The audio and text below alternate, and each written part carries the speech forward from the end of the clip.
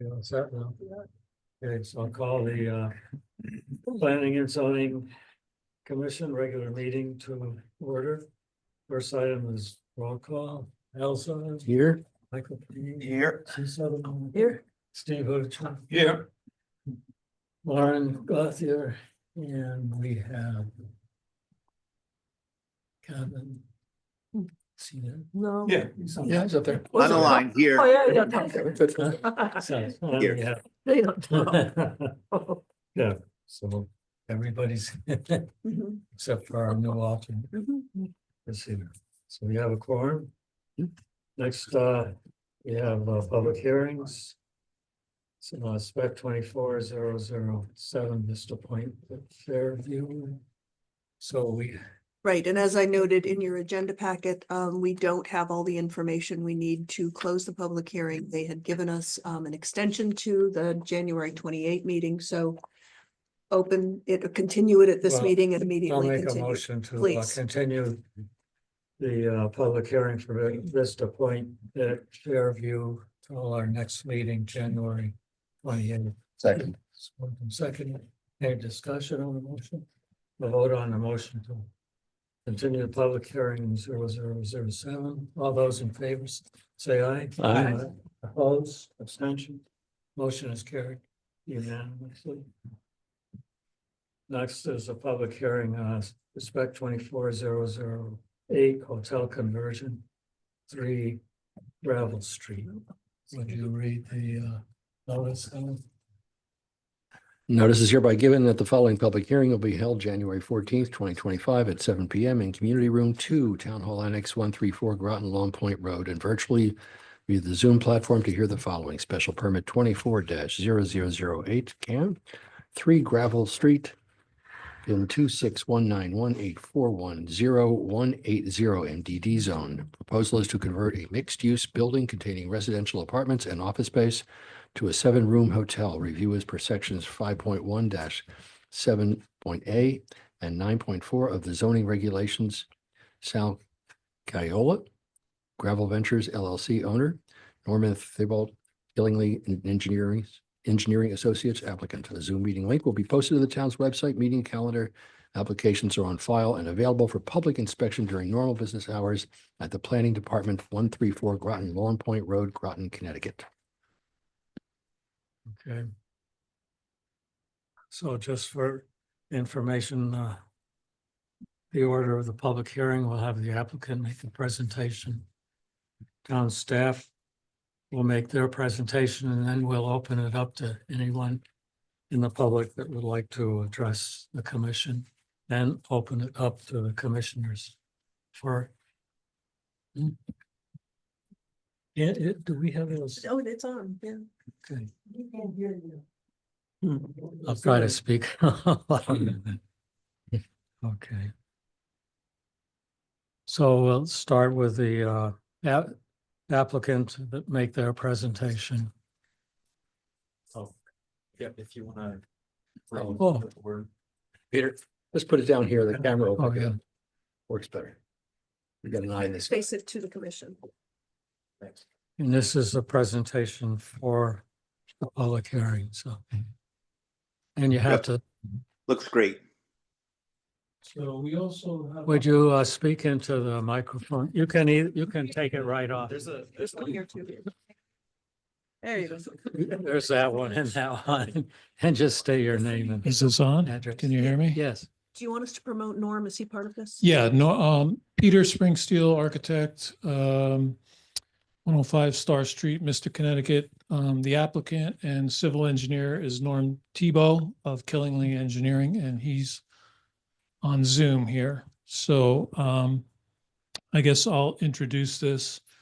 This building is the former Grover Insurance Building on Gravel Street in Mystic. Presently, there's a vacant office space on the first floor where Grover Insurance used to be. And then there's an apartment on the second and third floor.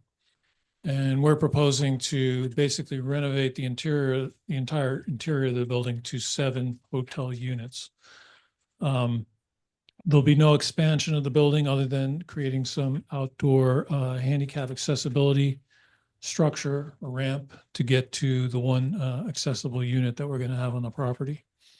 So there's no real physical changes in the volume of the building.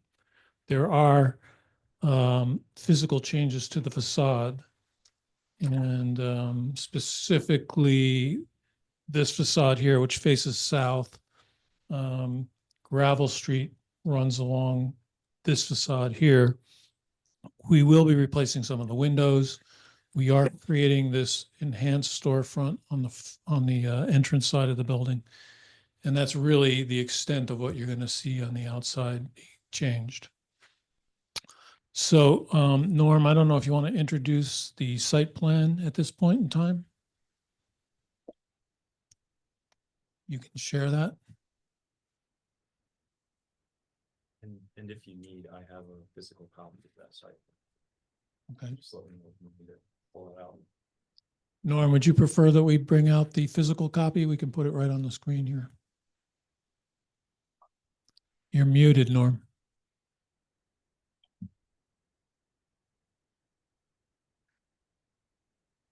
Because it always muted.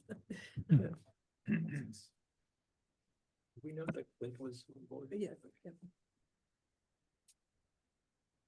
I'm gonna pull it out. Yeah, I think that's a good idea. You still talking?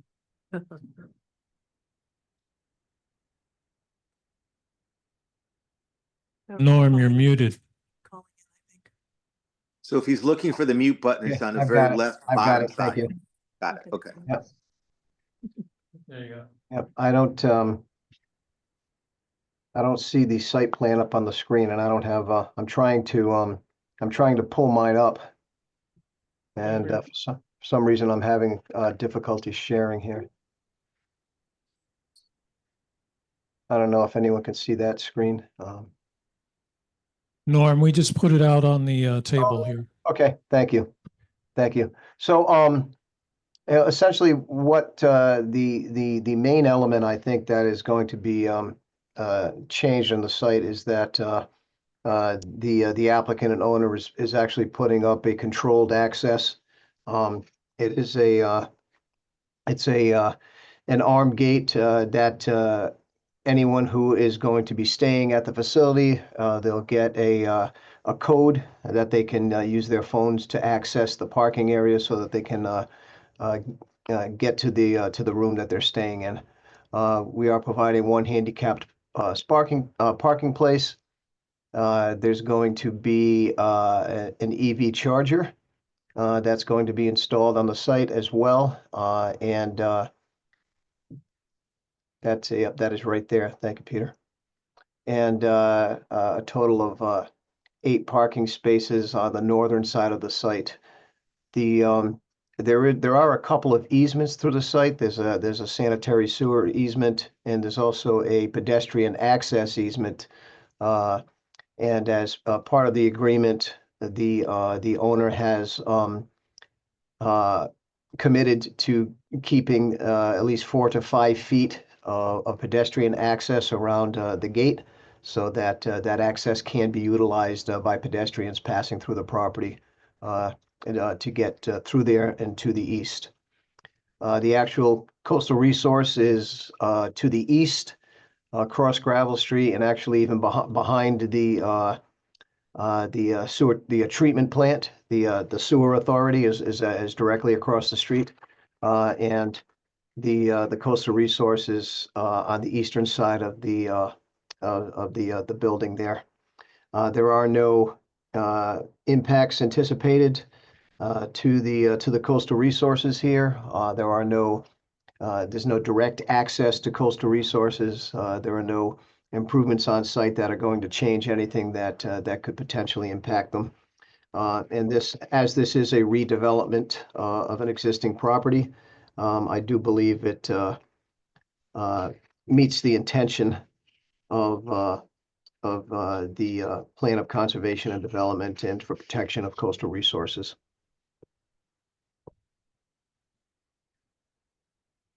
Additionally, things you might be interested in is as far as trash goes, there are existing portable trash containers that are hidden in the back of the building and enclosed with a fence. Those will be rolled out on garbage day, or picked up privately out of the driveway. There is an existing, streetscape lighting fixture back here, and there's one right here. We're also proposing 3 full cutoff carriage lights on the front of the building to light up the entrance and the handicap walkway. There's also an exterior stair in the back that's existing that'll be lit with full cutoff fixtures there as well. There's an existing transformer back here that's been there, will remain there. This pedestrian access here is in favor of the Central Hall property to their parking on this particular lot right here. So that those agreements have all been worked out and will be maintained. Any other questions? Oh, Round for- we'll wait to cycle back if the staff will make their presentation. Yep, so certificates of mailing have been received or are in order. Legal ads have been placed to date. No Speaking no directly. communications have been received with regards to the special use permit. A couple things that I wanted to just quickly touch on. I think I was trying to be pretty thorough in the staff summary. So the gate was approved under an administrative site plan prior to this. And Deb and I actually last week went and checked it out to make sure that there was that access for the pedestrian easement, and it seems as though that's been accommodated. They've also received their certificate of appropriateness from the Historic District Commission. I do want to note quickly, before I go any further, that the 65 days for this application puts us at, I believe, January 16th. So if there is no decision tonight and it is decided to be continued, No, this is just the hearing. 35 days, okay. Okay. My mistake. And then outside of that, touched on the easement. So there is going to be, as you can see on the site plan, a stamped treatment for that pedestrian easement. And other than that, I think they covered just about all. I just do want to note, I noted at the end of the staff summary that in the coastal site plan narrative, there was language that said that there would be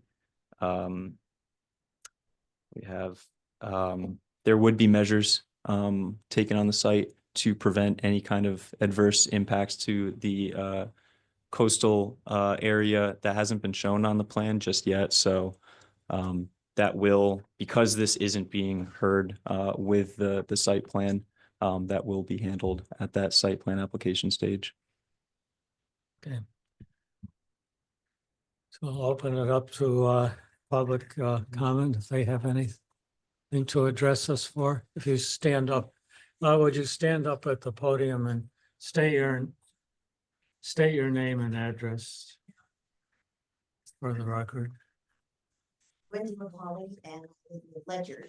I'm the clerk at the First Church of Christ Scientists, which is right next door to this building. Right, And and I'm the first speaker of the church, Pat Hickey, I live on Overlook Avenue in Mystic. We've had a congregation there in Mystic since the late 1800s.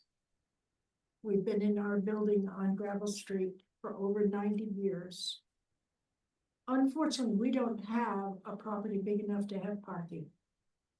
Over the years, we've been allowed to use the parking lot across the street. And we had an agreement with Mr. Grover.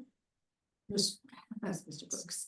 Mr. Brooks. I always call him Mr. Grover. But anyway, we had an agreement with him that we could park on the property on Wednesday evenings and Sunday mornings. We basically use about 4 hours a week of parking. As you all know, parking in downtown Mystic has become a zero for locals. People out of town are there, they're early and they stay late. My husband brings me down to church on Sunday morning, and since the new gate has been put in, we pull up, park outside the gate, and he walks me into the church. There's one gentleman who pulls up behind him and very patiently waits for my husband to back out again. It's only about 5 minutes.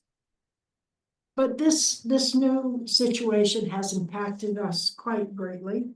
We're a very small congregation. Many of our members are elderly.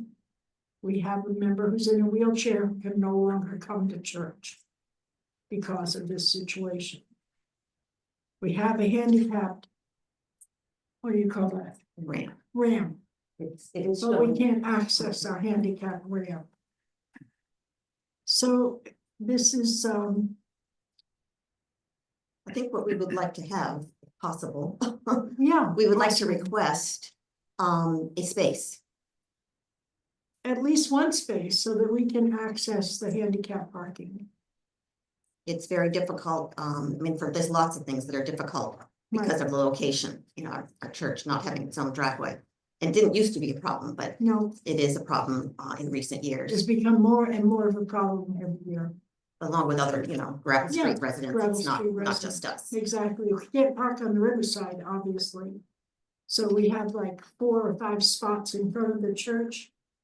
And even those, we tried in the past to put little cones out, church parking, but people don't pay attention. They just park there anyway. So that's our That is our story. Right. It's just basically the Yeah. losing the ability. We feel like we're being pushed out, quite honestly, and not allowed to practice our religion. It feels very, very difficult. And I'm sure there's no intent to do that. Nobody wishes to see this happen, but here we are. Even if the gentleman would be willing to give us a pass so we could park there on Sunday and Wednesday night, Sunday morning, 2 hours, Wednesday night, 2 hours, that would be a big help. Thank you for listening. Thank you. Does anyone else in the public wish to address the commission? Is it going to be pet friendly, do you know, because we have had issues. You with- can address the commission. Oh, I'm sorry. Oh, I guess a concern is if it's a hotel that is pet friendly. That could be an issue for us because we are the closest grassy area. And there are apartments there that, at least one apartment where a fellow brings his dog to our grassy area. And we have provided bags and so forth. It's just one person that we know of so far, but if 7 hotel places are filled and they all have dogs, that we would request them not to use our churchyard for that. It's just a small space, but it's the only grass really that's close to the proposed hotel. Thank you. does anyone else in the public wish to address us tonight on the subject? Thank you for listening. Okay, so I'll open it up then to the commissioners if they have any questions. Start with you, Al. Just so I kind of address this, where is the handicap ramp right now? No, no. The applicant. What do you mean? Yeah, well, I can't ask you, but I can ask you, and you know where it is. Where is their handicap ramp? Are you speaking of the church handicap ramp? If we were to consider what her issue is, I just would have to know what it would, how nuts it would. It's not really showing up on this plan, but there's the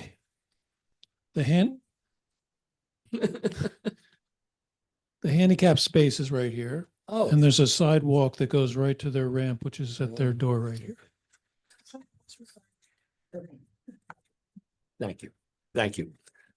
I just wanted to get a feel for that because I do notice that just the way the property is, I don't know if we can do anything about it. We can't squeeze this anymore, but it does lap over onto the adjacent property. I just noticed that. But let's see. I don't think I have any other thing there in this property. There's no, this goes to you, Peter, is that there's no public spaces in this? These are just little tiny rooms and that's it. There's breakfast, lunch, dinner is out in town and That's correct. Okay. There's a little sort of demi bar in the room, in some of the well, rooms. some In of a them, little right. common corridor, but there's no public space. No, nothing. Okay. Or is there an office, nor is there anything? This is managed across the street, down the street, It'll be managed remotely. just remotely. Yeah. Okay. This will be a first. The owner does live in Mystic. Okay. He has a home in Mystic. And if you have questions for the owner, he is on the line here too. Okay. Anything else? I don't think I have anything else. Like, do you? Question. Hmm? I don't have anybody. Oh, Sue? No, no Steve? questions. I was gonna ask if, somehow if the gate could be left open, but I assume you have tenants Sunday also. I'll let Sal answer that question. Sal, if you want to, I think it's SC.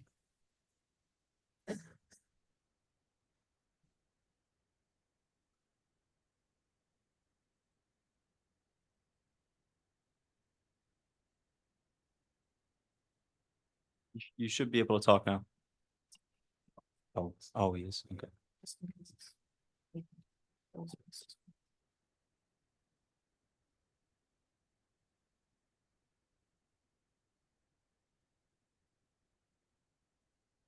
Are you with us, Sal? No, he's coming back in. as Peter, panel. can you hear me? Can everyone hear me? Yes, we can hear you. Okay, sorry about that, everyone. Pleasure to meet everyone. Good evening. Would you state your name and address? Yes, my name is Sal Kiola and the address is 3 Gravel Street. Pleasure to meet everyone this evening. It's 3 Gravel Street's a hotel. 3 Gravel Street is the Right. property in reference to. Is that what you're asking? No, what Well, your it should address be is? your address. Your address. Your address. My address is 12 Niles Road. Thank you. And the question was, there was a question about parking and how. Yes, I heard that. So a couple of things, and I'm sorry because I was having a hard time hearing everyone. I don't know the names of the 2 individuals that spoke on behalf of the Christian church. Can you repeat those names? Wendy McCauley. Wendy McCauley and Patricia Hickey. Okay, so I'm still having a hard time hearing those names. So Peter, I hear you clearly. Can you repeat those names? Yes, It Yeah, is. yep. Wendy McCauley and Patricia Hickey. Okay, hi Patricia. I believe you and I spoke over the phone if I'm correct? No, I don't believe it was me. It Okay, might- well, that's okay. So it someone was called. Susan McGuire, who was my There you counterpart. go. Okay, so yes. So Susan called me when I first purchased the property, FYI. So everyone is aware of that. And she made me aware of the handicap ramp.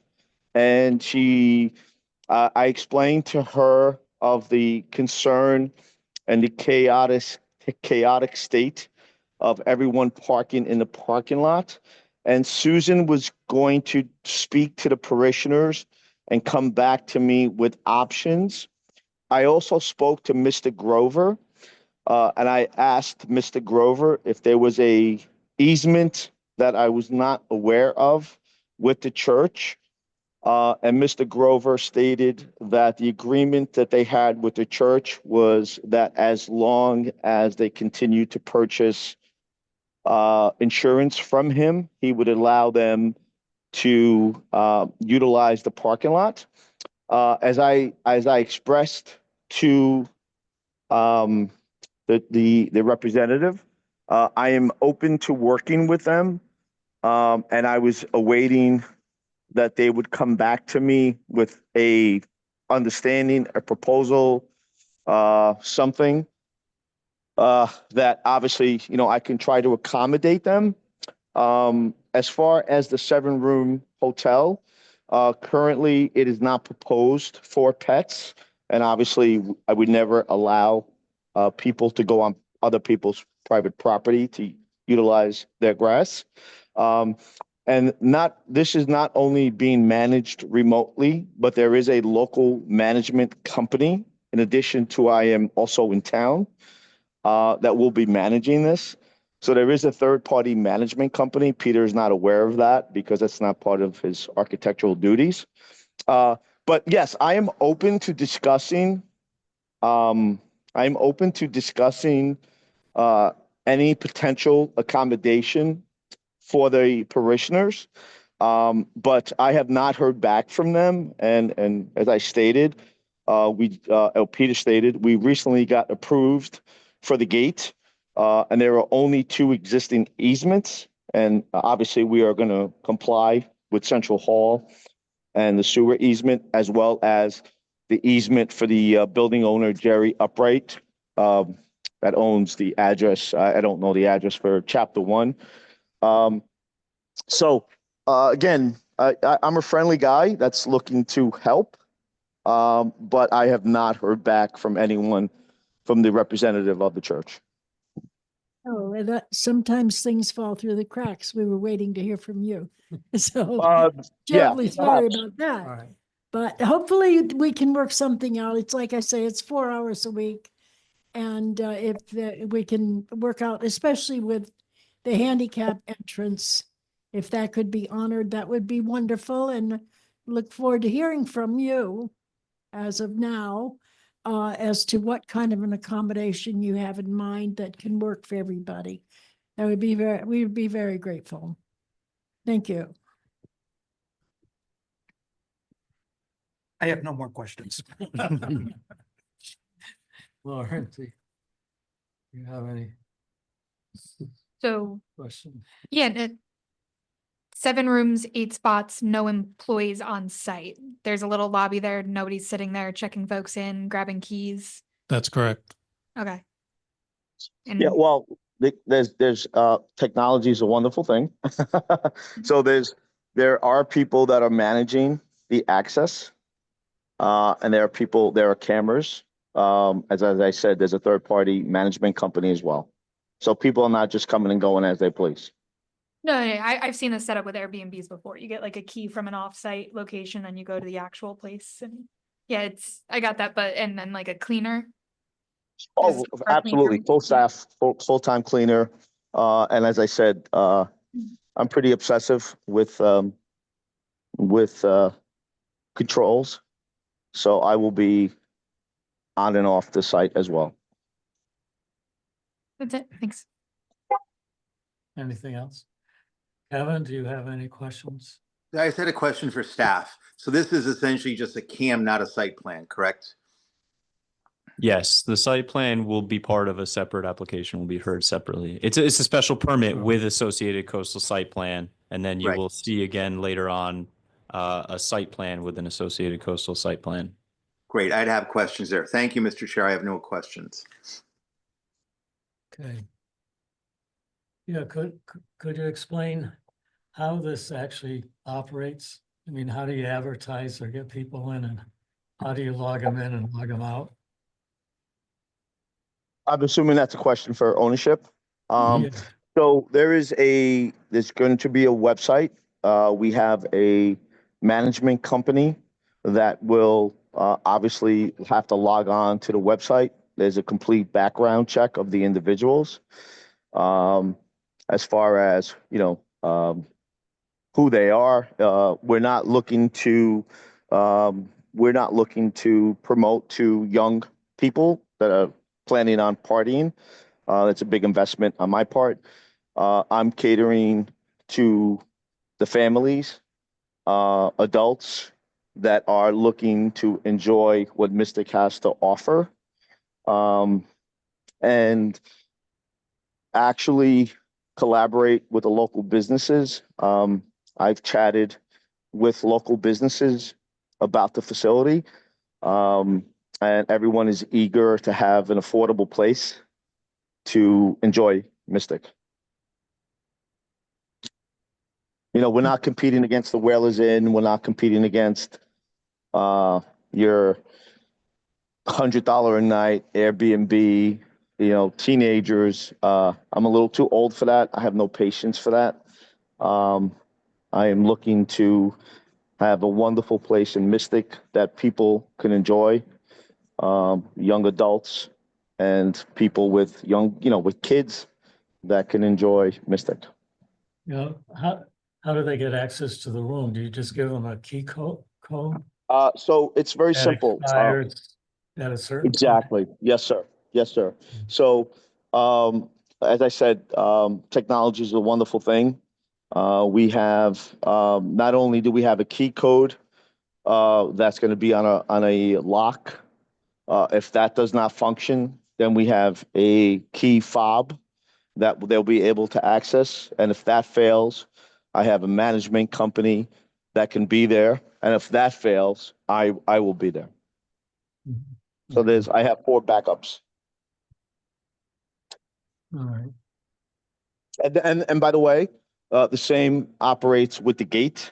So currently, Jerry Upright, the owner of the Chapter 1 building, as you know, they have an easement to access 3 parking spaces in back of their building. So each of those parking spaces have an individual code. Jerry, the owner of the building, has his own master code. Those codes are attached to a specific vehicle. And then the tenants or the people that want to stay in a room will have to register their car. And their car will be registered to a specific code, as well as to a specific room. And those numbers will match. When their stay expires, those codes will be automatically deleted. I have the ability to monitor. The management company has the ability to monitor, as well as the AV company that installed the code. So for example, if someone went there and did not have a code, they would have to buzz, and I would buzz them in once I understand who they are and what they're doing there, as well as the management company, as well as the AV company. So there's different tiers of management. The fire department has their own code. The police department has their own code. And anyone that has a permission to access will also have their own code. Thank you. That's one more question. Yes. This is, just one more quick question. For the owner, there are seven apartments and 1 for house. What are the parking spaces for? Is 1 for housekeeping? So we have a total of 12 parking spaces. Oh, okay. All right. Yeah. Yeah. So Then how frequently are the rooms cleaned? well, at the end of each stay, the rooms will be cleaned. And if there's additional cleaning that's required, obviously, that would also be cleaned.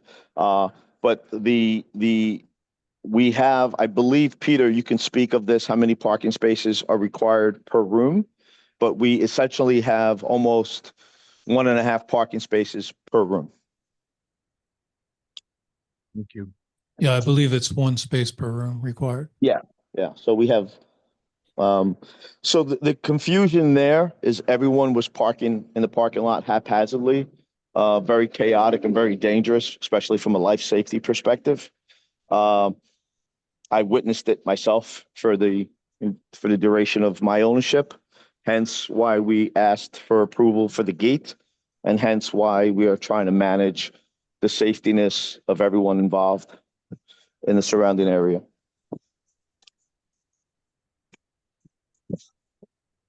And the gate's been installed, it's been approved. and it's working wonderfully, and it's really keeping the chaos at a minimum.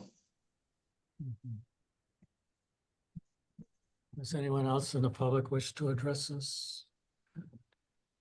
Any commissioners have any other questions? Clint is also online. Oh, is he? Yes.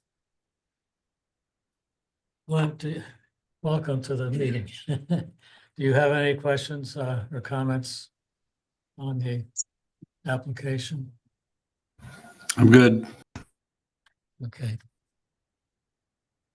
So I guess we have no additional information required, right? Staff have any? Does the applicant have any concern with closing the public hearing? We're good. Anyone on the commission? Have any concerns with closing it? Staff have anything? So the cleaning, doesn't that have to be done daily by the definition of a hotel? No. Supposed to be, that's what it says in here. That's by, Daily cleaning service. Actually, That's why I was. I do have a question for staff. If it's even a hotel. It's a bit of a philosophical or policy question, I suppose. What are we calling the difference between an Airbnb, a Verbo, and a hotel? Like, what's the there's a difference? definition in the. Right, in the but sign regulation. there's a definition, instead of looking it up, what's this definition hinge on? If it's cleaning daily versus, That's about- That's you know, about it. Daily Um, cleaning service. like I said, I've used services similar to what this setup looks like, and that's through Verbo, right, or Airbnb. Each of these rooms look like it has about one bedroom each, so maybe one person or a It's only couple per room. cents. Hotel is only a couple of cents. And Really. He is said just it would be done at the end of. Said, so is this a hotel if they're not doing, yeah, like, how long is the stay typically going to be for these? There is. That's what we say. And if we're not having daily cleaning, if it's in between stays, Yeah, it's not our So- concern. it's not, yeah. The definition. They will have to, in order to be a hotel, clearly they'll have to clean every day. Yeah. I mean, that's just. That's what the it is. only That's def- right. I mean, I know I've stayed at actual hotels that are like this. You never see anyone. You just get the codes over your phone and you punch them in and that's pretty good. Right, and during COVID, a lot of hotels switched Exactly. to not did. daily cleaning to That's limit right. exposure, so, That's, Yeah. that's Yeah. the hotel definition. Did you keep up with COVID? So, Mhm. right. But all we would be, all That's right. this approves, yeah, facility as a hotel. As a hotel. in That's the all. future though, how are we parsing the distinction between the Airbnbs and the hotels? It's the definition of the hotel. Okay, and if it hinges on cleaning and we're waiving it for this We're application, not We're not waiving waiving anything. Okay. Just the definitions in the zoning, right? And So, it would continue with the So- property. Right? I mean, the nature of a short-term rental too, No, within the regulations, right, with a principal structure. no, but the special permit. Oh, yeah, Is no. a hotel, right? That is Un- correct. Understood, That's yeah, right. yeah, I'm just trying to That's right. That's all we're approving. That's right. further, yeah, differentiate the two. That's right. That's all, As a hotel. That's because correct. they requested it That's correct. as a That's hotel. what they asked. And that's all we're doing, no site plan. That comes That's later. correct. Will be a site. No, no, Yeah. that That's comes correct. later. Mhm. No, I meant. Yeah. Yes. This public, Yep. this special permit is only to use the Yeah, building We're as approving a the use. hotel. Yep. The use, that's all. Mhm. So Do they meet the definition? we have, Hmm. if we have no other concerns, then I'll make a motion to close the public hearing. Second. Seconds, moved and seconded. Any comments or questions on the motion? Nope. So I'll vote on the motion to close the public hearing for spec 24008 hotel conversion. All those in favor say aye. Aye. Any opposed? Any abstentions? The motion is carried unanimously. Okay, next item is consideration of public hearings. We have spec 24008 hotel conversion. We have a proposed motion somewhere.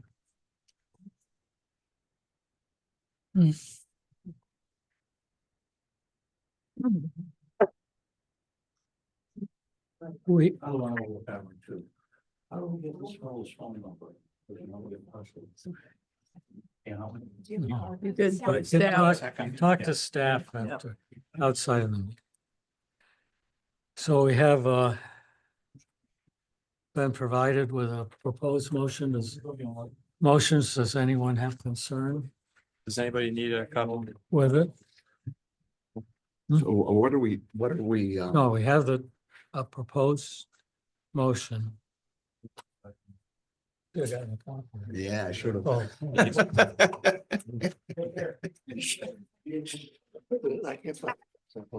Thank you.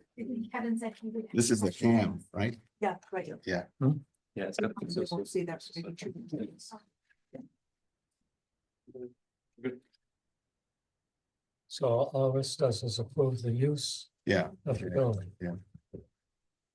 Are there any concerns with it? Well, I guess I have, I mean, that's my concern is that these definitions are probably need to be especially of what our definition of a hotel is. I'm looking at it. Well, I guess, Everything, you know, it's sounds no different than short-term rental, other than there's this daily cleaning, right? So that's the distinction.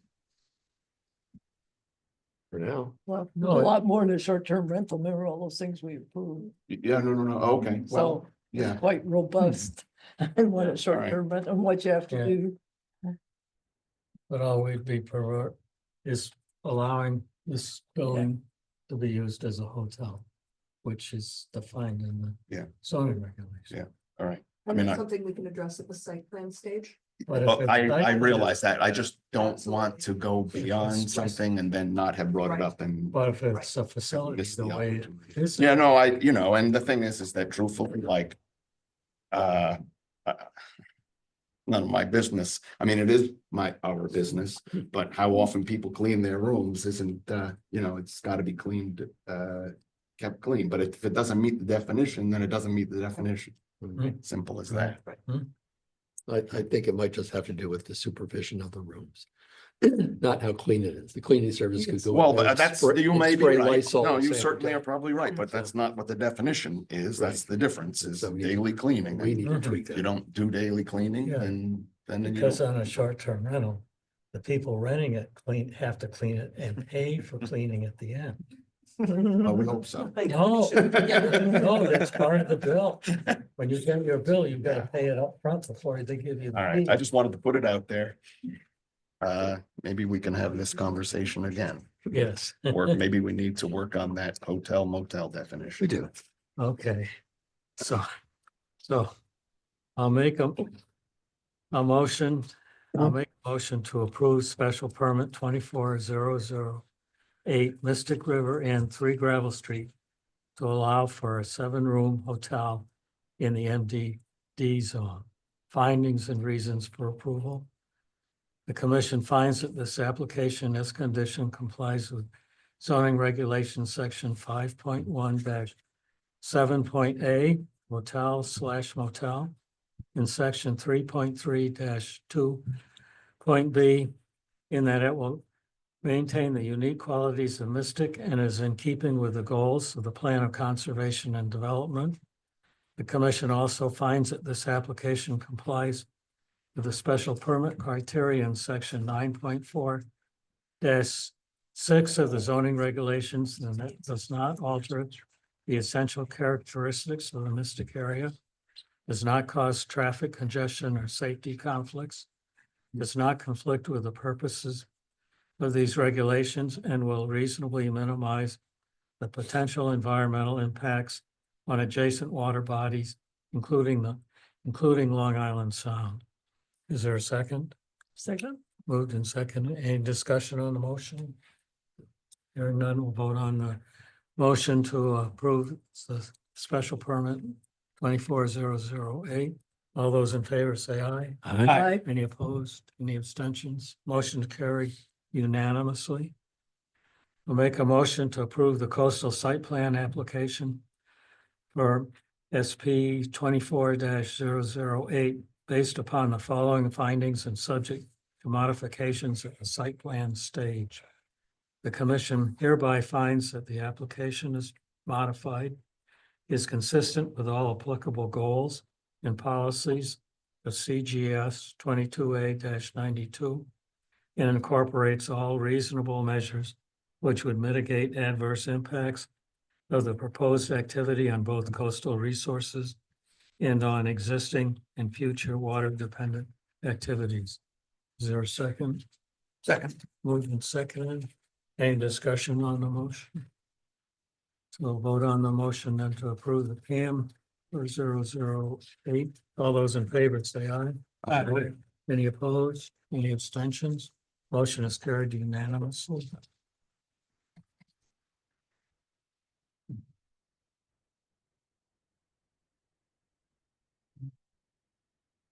So now we have approval of minutes of previous meetings. We have 3 meetings.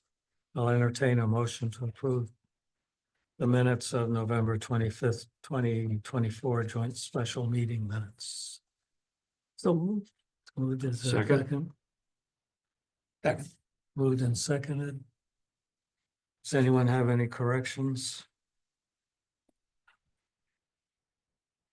on this? This is the one I thought would be tough. No decisions. Hearing none, no corrections. And we'll vote on approval of the minutes of Monday, November 25th, 2024. All those in favor say aye. Aye. Aye. Any opposed? Any abstentions? Motion is carried unanimously. Next, I entertain a motion for approval of the minutes of December 10th, 2024. Does anyone want to? I would I'll- make a motion to approve the minutes of December 10th, 2024. Second. It's moved and seconded. Does anyone have any comments? Corrections? I got a couple of minor typos. On page 3, on section 8.1, the 3rd paragraph down, last line. It starts mimic the existing V planter boxes in the front. The first "the" ought to be disappeared. And in the following paragraph, or stainless steel, you don't put a hyphen between stainless and steel. Nitpicks, but I think if they look professional, people will believe it. Have faith in them. Okay, then we have our special meeting minutes of December 19th, 2024. I would make a motion to approve the minutes of December 19th, 2024. Is there a second? I'll second. Does anyone have any corrections? That was an easy one. Hard one. This one, I'm concerned with this one really, because I think people may look at it in the future or maybe. So I had a couple of items on page 2, second paragraph down, where all of a sudden it changes from who operates the facility to Fairview. You somehow got to fix that, either change Fairview to correspond with the facility, or, because Fairview is just a site, isn't it? It's not defined anywhere, Oh, you mean? with- because you talk about odd fellows. Okay. I mean, who sure. runs it? Okay. You can either define it. Yep. Hmm? Yep. Because somebody 5 years from now might not understand what it means, especially if they're not in town. Because I don't know if we'll see a lot of problems with this. On page 3, on the whole paragraphs, on paragraph 7, it starts off, they also added in ambient growth. These got to be either I would say maybe even delete the whole paragraph or fix it so it understands who's they. Hmm?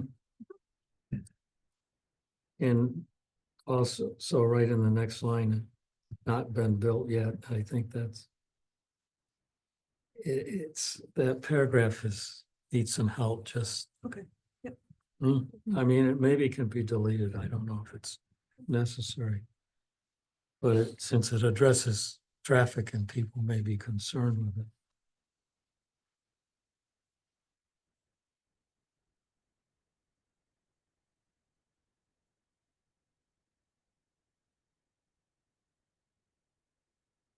And in the next paragraph, the second sentence probably needs a little help.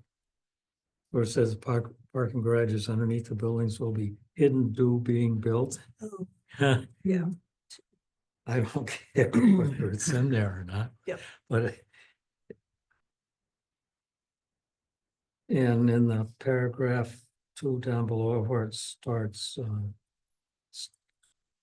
staff specified the nature of the 2 applications that were presented tonight. I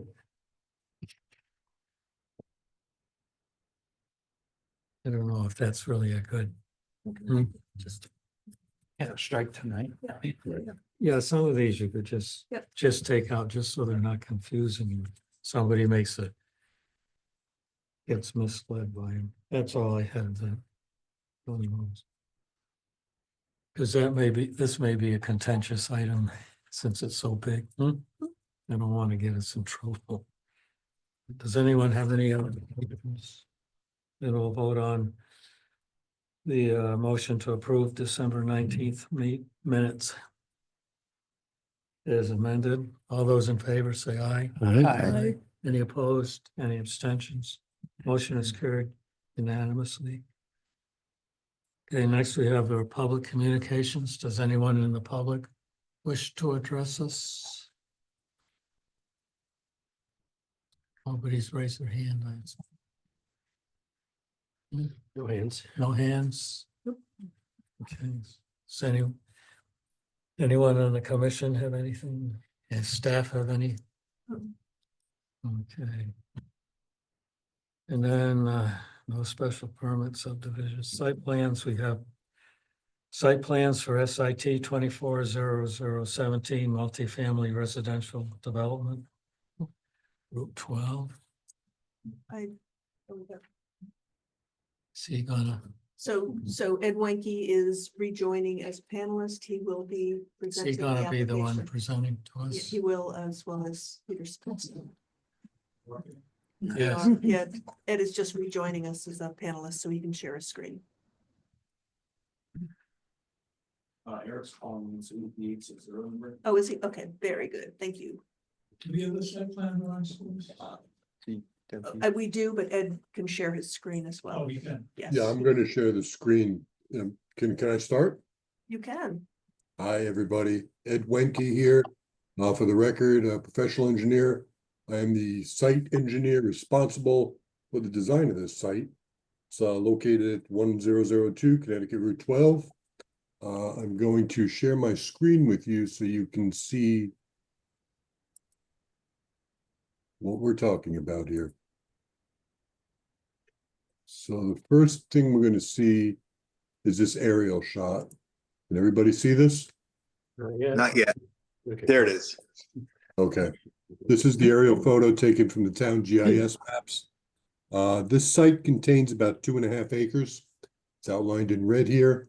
It's located on Route 12. It has frontage both on Route 12, it has frontage on Crystal Lake Road, and it has frontage on Pleasant Valley Road North.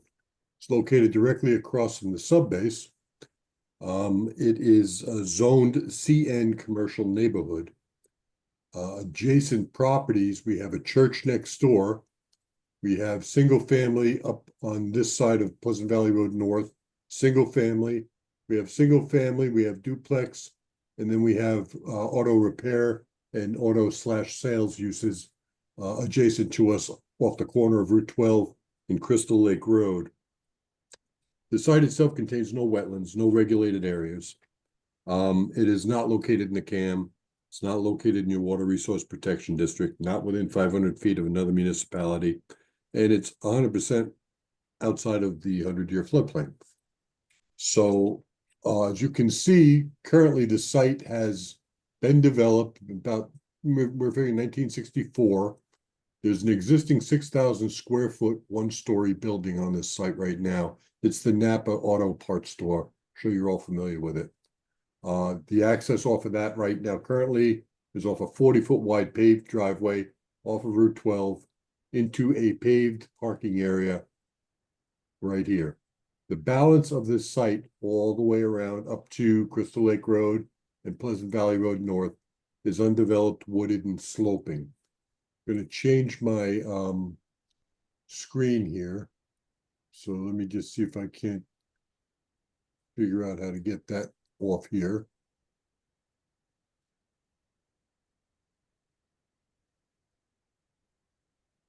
Okay, we're going to reshare. And we're going to go to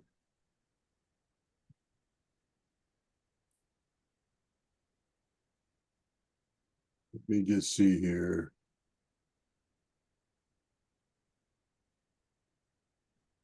I actually had it up on the screen before. Hold on one second.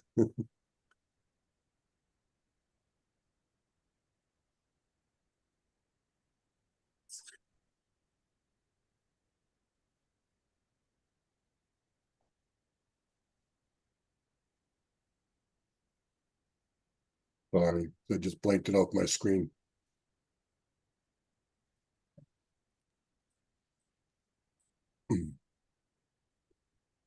Okay, so we're going to reshare here.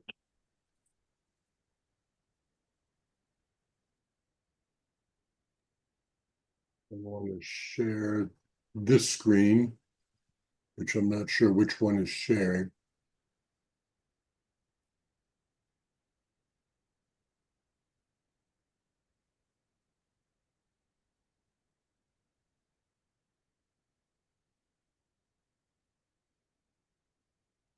There we go. It's up here twice, so I didn't lose it.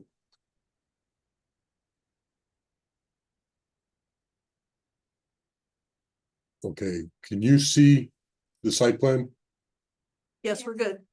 And you can see me panning through it right now? Yep. Okay, we're on sheet C03. I apologize for that little technical glitch.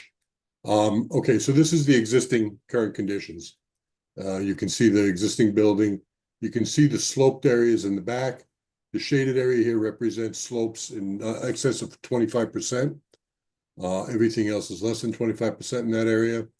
We had performed test holes in this area. We know we have shallow ledge up in this area right here, which will likely require some blasting during our project. But this is what we have currently right now for existing conditions. What we're proposing to do is actually construct multifamily development in 2 separate buildings on the site. We want to do this in 2 separate phases. The first phase is going to be building number 1 right here. And building number 2 ultimately will be right here. I'm going to show you building phase 1.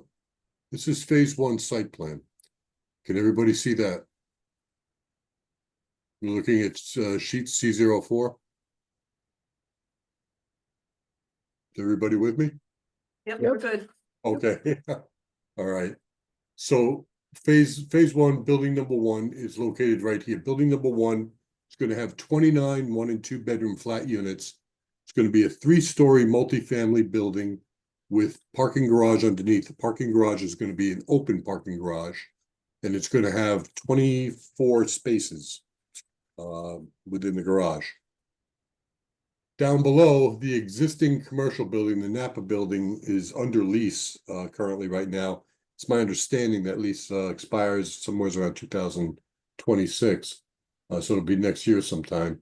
But currently right now, that's planned on staying in operation during our phase 1. So we went to great lengths here to develop this into 2 working phases, where phase 1 can be constructed with the first building in the back with all stormwater, all utilities coming in for both buildings, while the existing commercial building stays in operation. We're going to provide the same amount of parking spaces it currently has. And during the initial construction, we're going to be working in the front of this, bringing in utilities and storm drainage.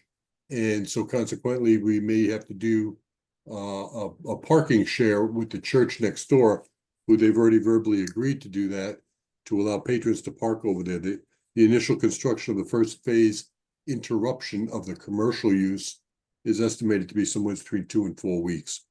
So during that period of time, patrons can use these spaces right here, which are right next to the building itself.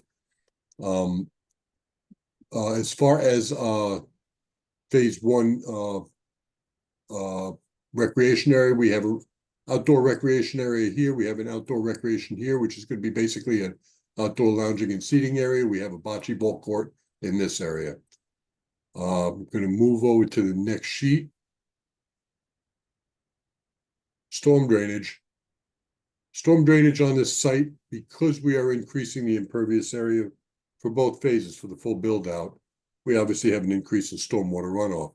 Currently, all stormwater from the site runs down to this existing paved area, to this catch basin, to this catch basin, to that manhole, and then it goes underneath Route 12 in a culvert. We have developed the storm drainage on this site to basically detain all storms for increased peak flow mitigation. We are basically detaining all storms between 2 and 100 years. So we have zero increase all the way up to a 100-year storm. We're doing that by putting in a wet detention basin, a dry detention basin in this area, where everything basically throughout this portion of the site is going to drain into that basin, detain, and then discharge out under an outlet control through a water quality structure, which will be a storm scepter, and then out to the DOT culvert, which ultimately discharges out onto the sub-base property. Now, the sub-base facilities command has reviewed these plans. They reviewed the drainage. They have no issues with it. DOT has also reviewed these plans and the drainage, and they have no issues with it either. We have met all criteria regarding storm mitigation and storm quality. So the storm drainage works pretty well. Keep in mind, all of the storm drainage system I just described will be constructed during the initial phase. It has to be. As I said, the parking garages are open. This parking garage is open on one whole side. The rest of it is within retained area, but it's defined as an open parking structure for ventilation. We have a trench drain in there that picks up snow melt. That all ties back into the storm drain system. Very similar to the building that we did on Water Street, the 3 Water Street. As far as the next phase is concerned, the next phase, let's go back to the layout plan. This is a layout plan. The next phase proposes removing the commercial building. Napa's lease is done. The commercial tenant will leave, the building will be demolished, and in its place will be a new 3-story multifamily building with an open parking garage below. This particular building will have 25 1 and 2 bedroom units. That'll make a full build out on both phases of 54 dwelling units, both mix of 1 and 2 family. I mean, 1 and 2 bedroom, and I believe there's a few studio units in there as well. The parking spaces down below, we have 27 parking spaces down below in this open garage under building 2. We have an additional 2 outside spaces, total outside full build out exterior spaces. It's only 22 spaces. In total, I believe we have 73 spaces full build out between garage and the outdoor. We're just above the minimum, but below the maximum required. So we meet that criteria. We provided EV parking in accordance with the current definitions that you have in your zoning regulations. All EV parking is located exterior of the building. We have water, we have sewer, all the connections are there. And as far as recreation area, building number 2 recreation area will be provided interior. interior of the building, and Peter can talk about that in a second. So as part of the site plan that we're asking you for today, approval that we're asking you for today, we have a couple things we need you to consider. Number one, we want to discuss the buffer requirements between the CNN zone and the RU20 zone. The RU20 zone runs along the northern boundary, and it separates us from the church property. It also runs all the way along the road frontage and separates us from the single families over here. Everything else within this area is CN zone. So the only property line that we have to address buffer is along this area right here. Now, we have the setbacks there. We are providing 17-foot setback, buffer requirements 15 feet. What we're proposing to provide in that area, and I'm going to go to the planting plan. And this is the reason why we're raising this, obviously, is, as you well know, you have the authority to approve the type of planted buffer that we're looking to do. So what we're proposing to do in that area is basically provide 6-foot high fence running all the way across the property line. As you can see here, their current paved parking area is quite large, and it goes right to the property line. Currently, the existing building is right up on that property line, so there is no buffer there right now. We are proposing this fence that's going to run along this area, and we're going to provide a thick staggered row of arborvitae planting on this side of the fence that will ultimately grow higher than the 6 feet. In this area right here, we have the church parsonage, which you can't see on this plan. It's located right here. But this is a heavy wooded area all the way through that's going to remain. And it's shown better on section view that I cut on drawing C23. Excuse me, right there. You can see on the bottom of this drawing, we have the church property, that's 67 feet to the property line. This is our proposed building to scale. And we are proposing a 6-foot high fence with a planted arborvitae staggered row in this area. As far as any other kind of buffer to be put in here, I mean, the alternatives are we can put in a berm, we can, do a few things like that. But we're not going to get these much higher than what we've got right now for 6-foot high fence. The arborvitaes will be planted at 6 foot high, but obviously they will grow taller. What I did want to show you, up in here on sections F, is another view looking from the church parsonage directly to building number 2. And building number 1, rather. This is that dense wooded area right here, and this is the property line. That wooded area is over 70 foot wide, and that's going to remain. And it is pretty thickly wooded in that area. So they've already got a pretty good visual buffer out to building number 1. When you're in that same house looking down their driveway, you're going to be looking at building number 2, but they basically are fully open in that area with a lawn and driveway right to the property line. And again, they're currently looking at the commercial building in the same location, just that this building's a little bit higher. There's not much we can do as far as any kind of higher buffer in that area, but we feel we've addressed this in terms of density and screening based on, current regulations allowing us to go maximum 6-foot high fence. So we can talk about that a little further, but I also wanted to try to show you another thing here. If I can get back to sharing here again.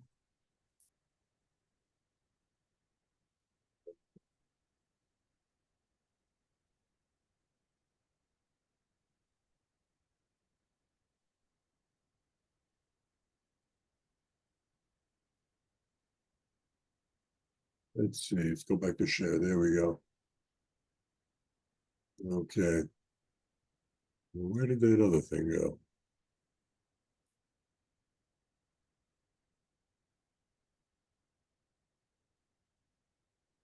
I love this stuff. Stay with me for 1 second.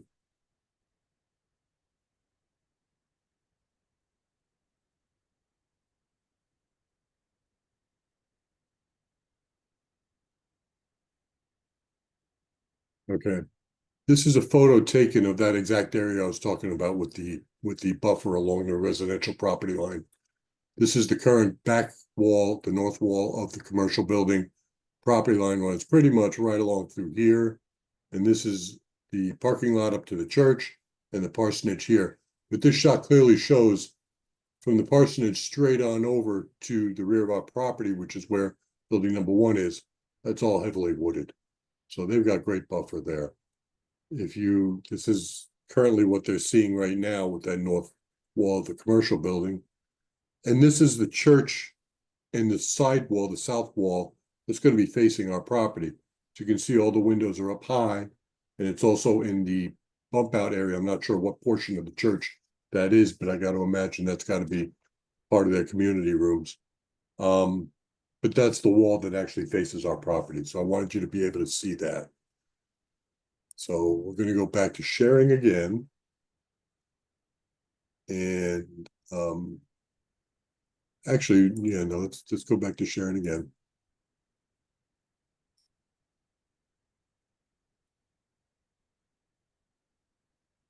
I'm just going to keep doing that.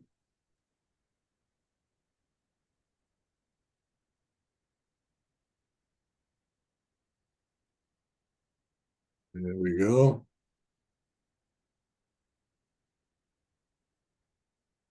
Can you all see my site plan again? Yes, we can. Okay, great.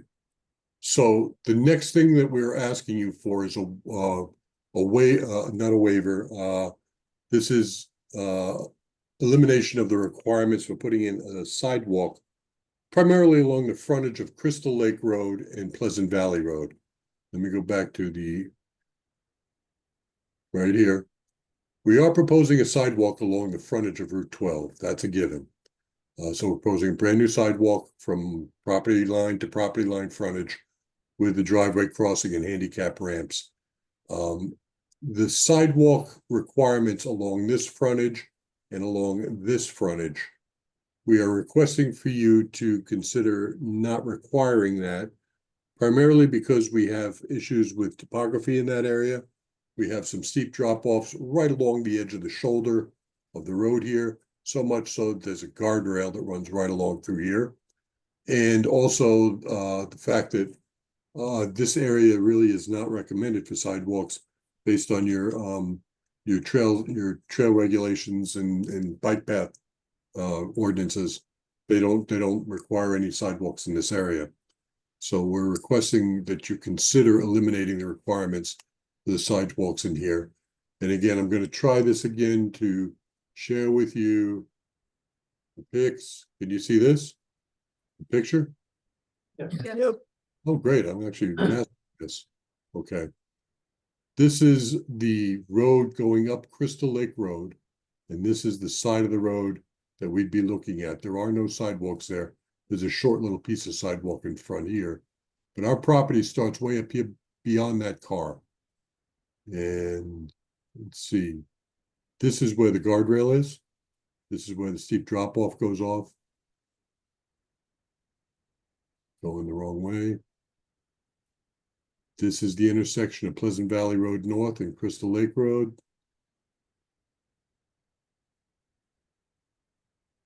Going the right way, yep. This is going up Pleasant Valley Road North, and this is the frontage we'd be putting the sidewalk on if we were required to.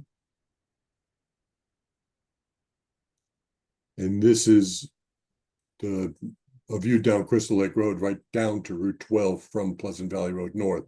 And as you can see, there's really no pedestrian usage going through here. So that's, I wanted to be able to just show you what that looks like. So there's that. So we're going to go back to the site plan.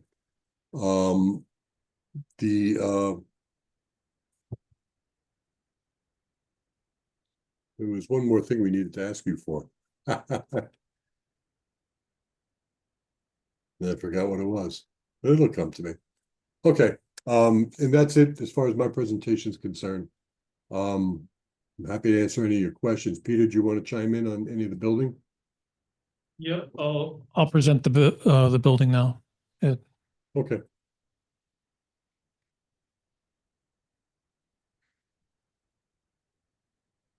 Ed, can you stop your share, please?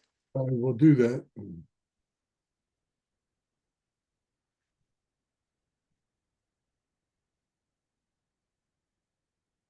Did it stop? No. You're still sharing your screen. Yeah, it's not Right there. bottom one, yeah. There we go. Okay. No, Yeah, I'm not sure how to stop it. Ed, we're all set. We're good. Okay, thank you. For the record, Peter Springsteel, architect. I'm the project architect for this project. And here we have a rendering looking at the sort of a bird's eye view from the west. Building number one, the first building to be built, is in the back of the property. Building number two is up near Route 12, which is right here in the rendering. Essentially, we have two buildings very similar in size and height and architectural expression. We've defined a base at the parking level with a brick, sort of thin brick veneer to articulate the lower level. Then as we go up the building, we've got 2-foot recesses within every 40 feet. Per your regulations, you require some articulation of the facade. So we are complying with that. We've also provided some trim detail to delineate each floor of the building. The upper story ends with parapets, some taller at the projected bays of the building and some lower. And again, this gives some more interest to the building. We have got all the HVAC units up on the roof and they're recessed back a bit and there's screening in front of those. So those will be very hard to see from anywhere. Your regulations also require private outdoor space for at least 50% of the units in the project. And those balconies don't show up really on the front of this building. They're on the side and in the rear.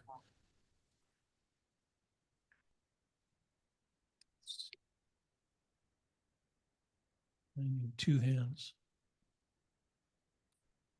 So this is a rear elevation of one of the buildings. This is building one. So this is facing up the hill. This is on the uphill side of the building. You've got stacked outdoor balconies, at least 30 square feet. You can see those there. Same situation for building two.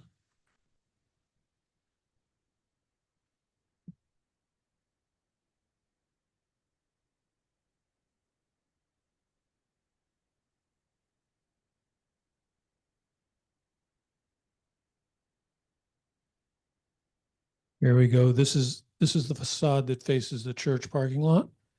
So there's these balconies stacked again on all 3 stories. We've also made an attempt here to use some different colors to further delineate the building masses. So we've got a lighter color here and a darker color in the inset. I think I've seen various other buildings in town that are like that. You also have requirements for recreational space. As Ed mentioned earlier, on building 1, we've got exterior recreation space to the south and to the north. Those are outdoor. We also have storage requirements. And I believe that is similar to the private outdoor space where you've got to have at least 50% of the units have to have storage for recreational equipment and whatnot. We do have that in building 1 on the first floor near the elevator. So that's taken care of here. On building 2,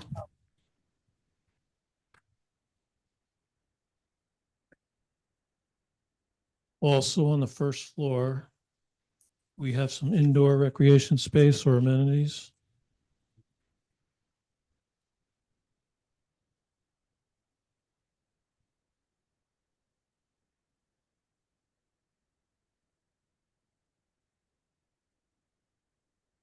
So we have an indoor storage space right here for at least 50% of the units. We also have a room dedicated to bicycle storage. And these rooms are near the elevator again in this building. And then we have a common area room that could be a lounge, could be a gym. I've called it a gym basically in this scenario. To take care of our recreational space. And I think the calculations for those areas are somewhere on the plan, but I think we meet those requirements. At the garage level, we have a handicap spot.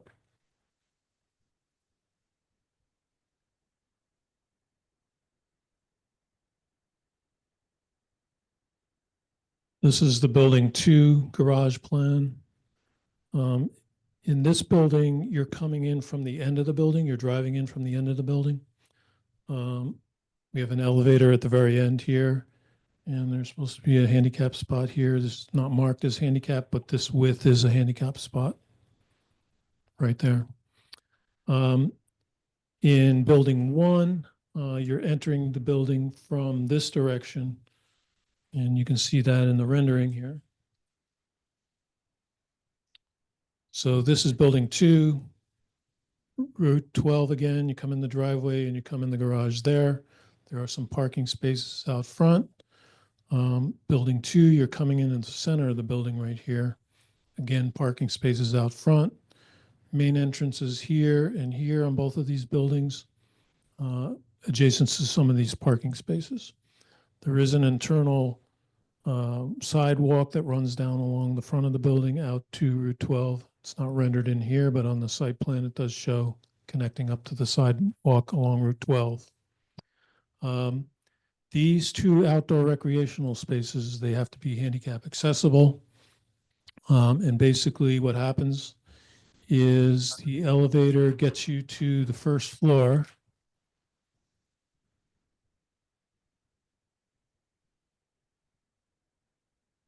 From wherever you're coming from.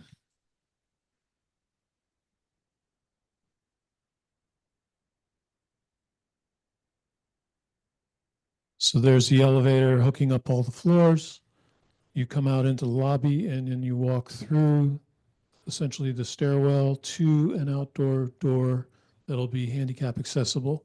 So this is our outdoor recreation area at the north end of building 1. And then there'll be a sidewalk that runs along the back of the building to get you to the bocce court on the other end of the building.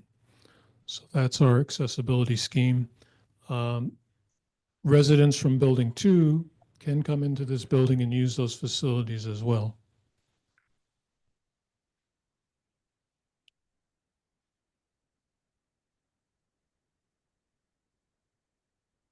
So our unit mix is mostly 1 bedrooms. There are 2 bedrooms that are at a smaller ratio, and then there's a few studio apartments mixed in.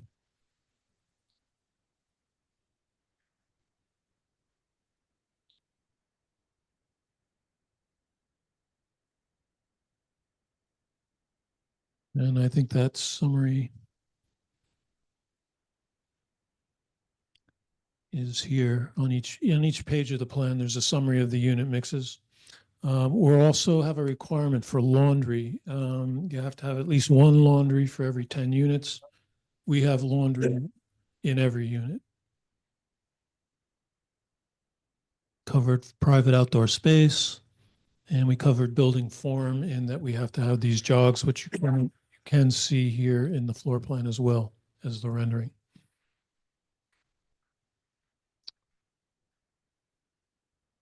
That's about it. Any questions? Staff. Thank you. Yes, I have a few things. So first of all, as noted, this is in the CN zone.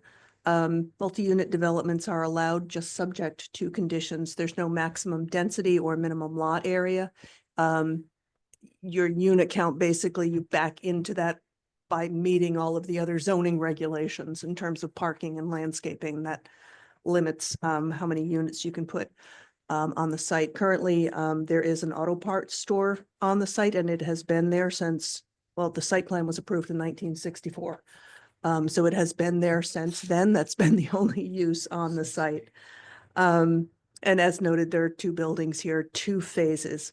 They have requested elimination of the requirement to install a frontage sidewalk along Pleasant Valley Road North and Crystal Lake Road, as well as a waiver for the requirement to have a landscape architect design the landscape plan. The main issues that we've seen at the staff level are, number one, the phasing, allowing the retail auto parts store to remain open and operating in a safe manner. So they've provided an outline of a construction safety plan, and you had that in your packet. We will want that refined as at the pre-construction meeting that we have in detail. At that point, we'll want confirmation that the church is allowing the parking on their site in a temporary way. There'll be a temporary walk to the front of the building to get people safely into the auto parts store while construction is going on. The other item is site prep. As noted, this property has some topography to it. There's ledge on the site, which may require blasting. Depending on the site conditions that they find once they start work, the retaining walls that you're seeing along the east side of the property may end up being ledge cuts.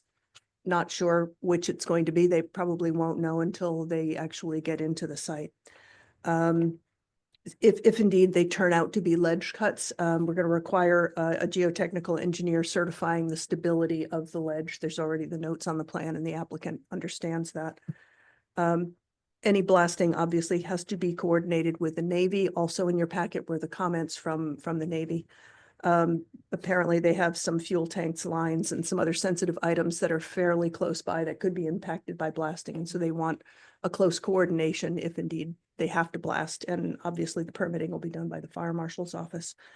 The fire marshal had, his main concerns were to be sure that there's no EV chargers in the parking underneath the building. They all have to be outside. And he also has concerns about what type of material is put in the landscape beds adjacent to the buildings. He doesn't want anything flammable. And they've agreed to that. Public Works, DOT, Groton Utilities, they all had just technical comments in terms of making the utility connections, and those have all been addressed and making sure that the proper details are on the plan. This application, the 65 days is on the 16th.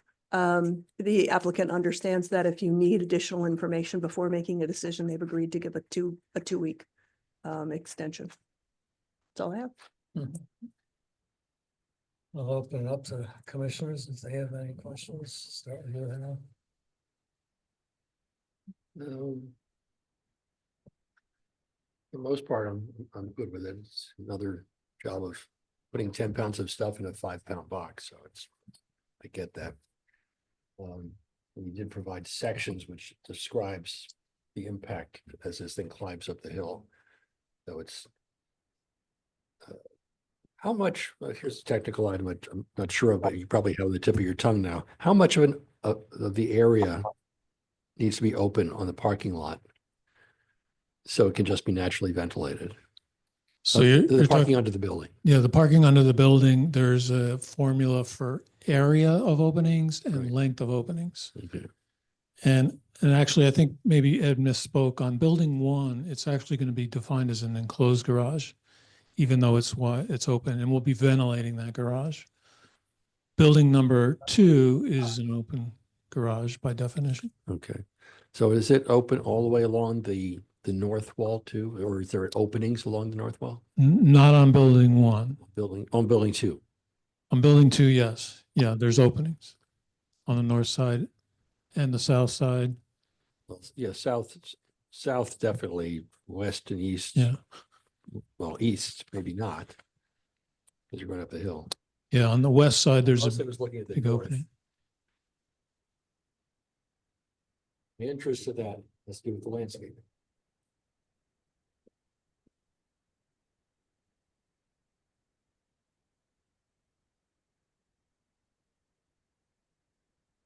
Yeah, this is the north side of building 2. You can see we've got this grillage in the openings, but that's all open through there, or part of it. The meters are enclosed right here, so that's blocked off. The other side, Actually, that's the side I was, okay, mostly the rear. And you show some of it with the earth somewhat burned up, but it looks like you could go up higher. With the, almost to the top of the grill. I'm concerned that you're just, as arborvitae, not just gonna get very high. Just not a giant in much time, especially if you haven't had them professionally designed. But it looks like the grills, you're gonna have a lot of bare concrete or brick. Press it up underneath there, but you could in fact bury a little bit more. build up the grade a little bit, sure, against the building, sure. Absolutely, yeah, it could be buried as much as you could bury it. Yep. That you have. I think that would help your landscaping situation, be at least 3-4 feet. Oh, so you're trying to get the plantings up higher. Plantings Okay, up higher. I follow. Yeah. I think that would be okay, Ed, right? Build up the grade on the north side. Yeah, we may be able to pick that up a couple feet. Yeah, I know it's gonna turn your walls more into retaining walls, but. No, that's not critical. I mean, we only have we only have about 15 feet, 17 feet between the property line and our building. Right, So, like I said, a couple, 2 or 3 feet might be max that we can raise that up. Because it's got to taper back to a slope at the property line. right, which gets easier as you go eastward, so. Yeah, that's true. That's true. You start So catching. as much as you can do, Yeah. but as you go east, it should get better as you go eastward, so. So I would think about that. And what's the issue? Because what were we discussing in terms of landscaping, in terms of not having a real landscape plan? And I understand there was an issue, it was a problem. Yeah, we're requesting a waiver of that. Primarily because we actually reached out to several landscape architects. Nobody's taking new work on, and if they are, it's 6 months down the road. So we couldn't get anybody, on board on time to actually do a professional, licensed landscape architect plan. We did a planting plan, standard engineers planting plan, which basically meets all your landscaping requirements. The other thing too to keep in mind is that we're doing this in 2 phases. And I don't know if this really counts for anything, but in each phase, we're below the 50,000 square foot requirement that triggers the landscape architect registration. But combined, obviously, we exceed it. We're at 60,000 and change in gross square footage for the floor areas. So, I was talking with Deb, and we agreed that we could try to get a landscape architect on board to at least review the plans prior, to start a construction. And if any changes or recommendations they make, we can incorporate into the plans and have staff review that. We would be amenable to doing that, assuming we can find somebody that'll take the actual work right now. But yeah, that's where we're at with it. Well, that sounds good, especially you have until you start doing phase 2. I mean, the phase 1, I don't believe is as critical. It's dug into the hillside, it's behind everything. I agree. Phase 2 is where it becomes critical, and that's more than a year down the road, right? Probably. So maybe if someone's not taking on new work now, maybe within the next year to 18 months, they will. So I'd like to see that I think that's more likely, yeah. incorporated somehow. As this is a challenge. Other than that, I do not have any comments. That's just that the berm up the back as much as you possibly can, and I'm good for now. Jeff, I'm gonna recuse myself from this application. All right, thank you. Sue? Yeah, just one question. I'll cover a lot of my questions. Is there any consideration of putting solar on the roof? And why not? It doesn't appear that you have it here, or is there anything in the future planned? There's nothing prohibiting doing that. We just hadn't considered it at this phase. But there's certainly enough roof area. As you know, the roofs are flat out here. Right. And we've got good exposure.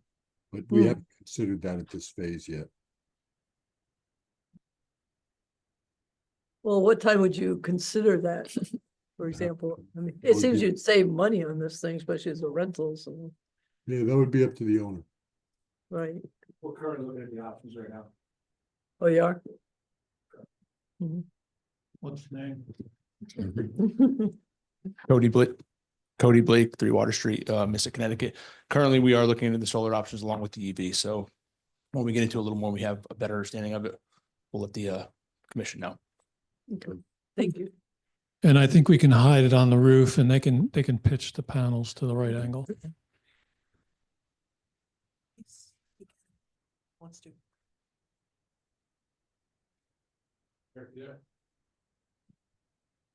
Eric, are you there? Yeah, I mean, he's muted himself, so he can unmute at any time. He can speak.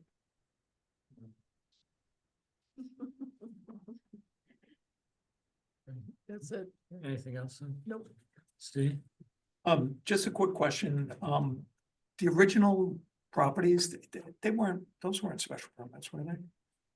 The original properties. Well, the sorry. original uses on there, Napa. Okay, no, 1964, they were not. However, in the late 80s, this area was in the Nautilus Memorial Design District. Yeah. So any changes Right. there would have had to have a special permit. But we backed that out. That's correct. So Right. this is no longer overlaid by the NMDD.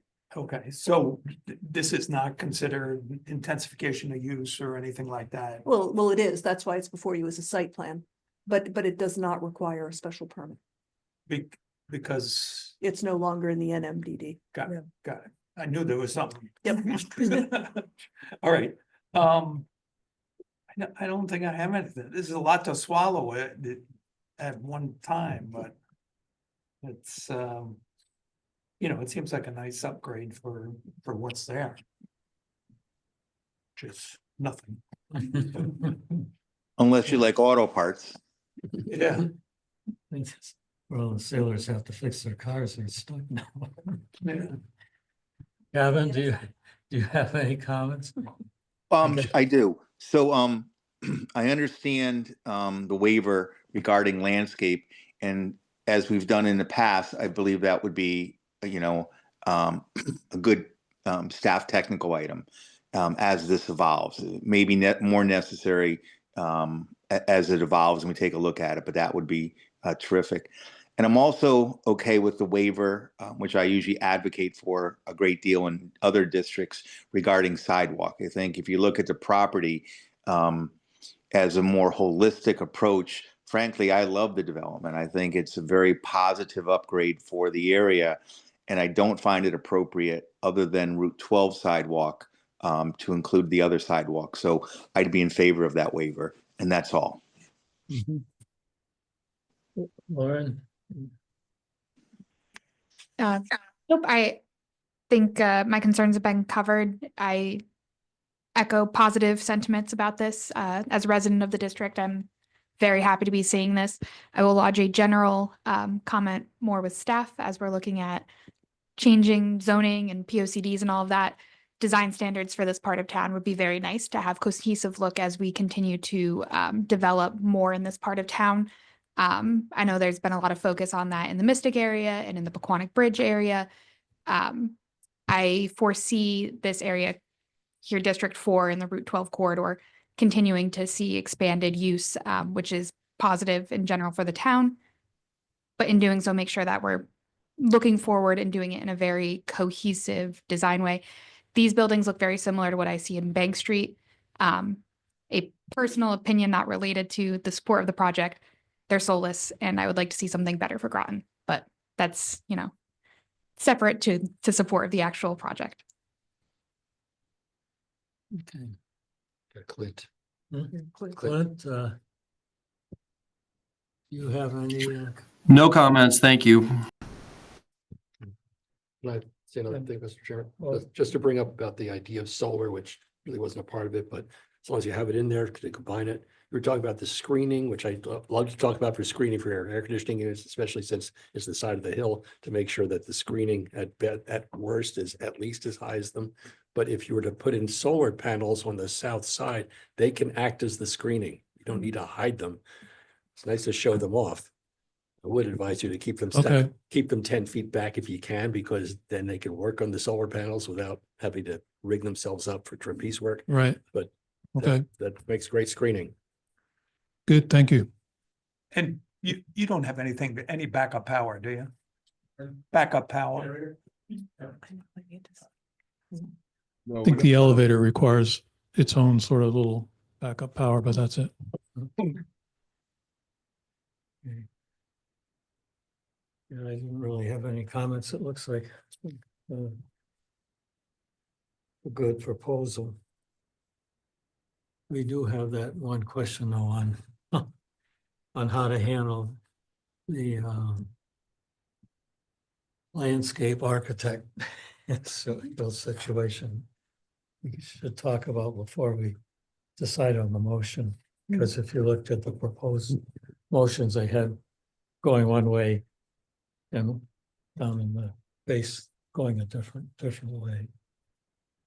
And I guess since Mike, is it not gonna vote? Yeah, no, I probably shouldn't. I That's own a fine. property that's right Oh, there, so. okay, not- that's good. So I'll have Kevin sit for Mike for voting on this proposal.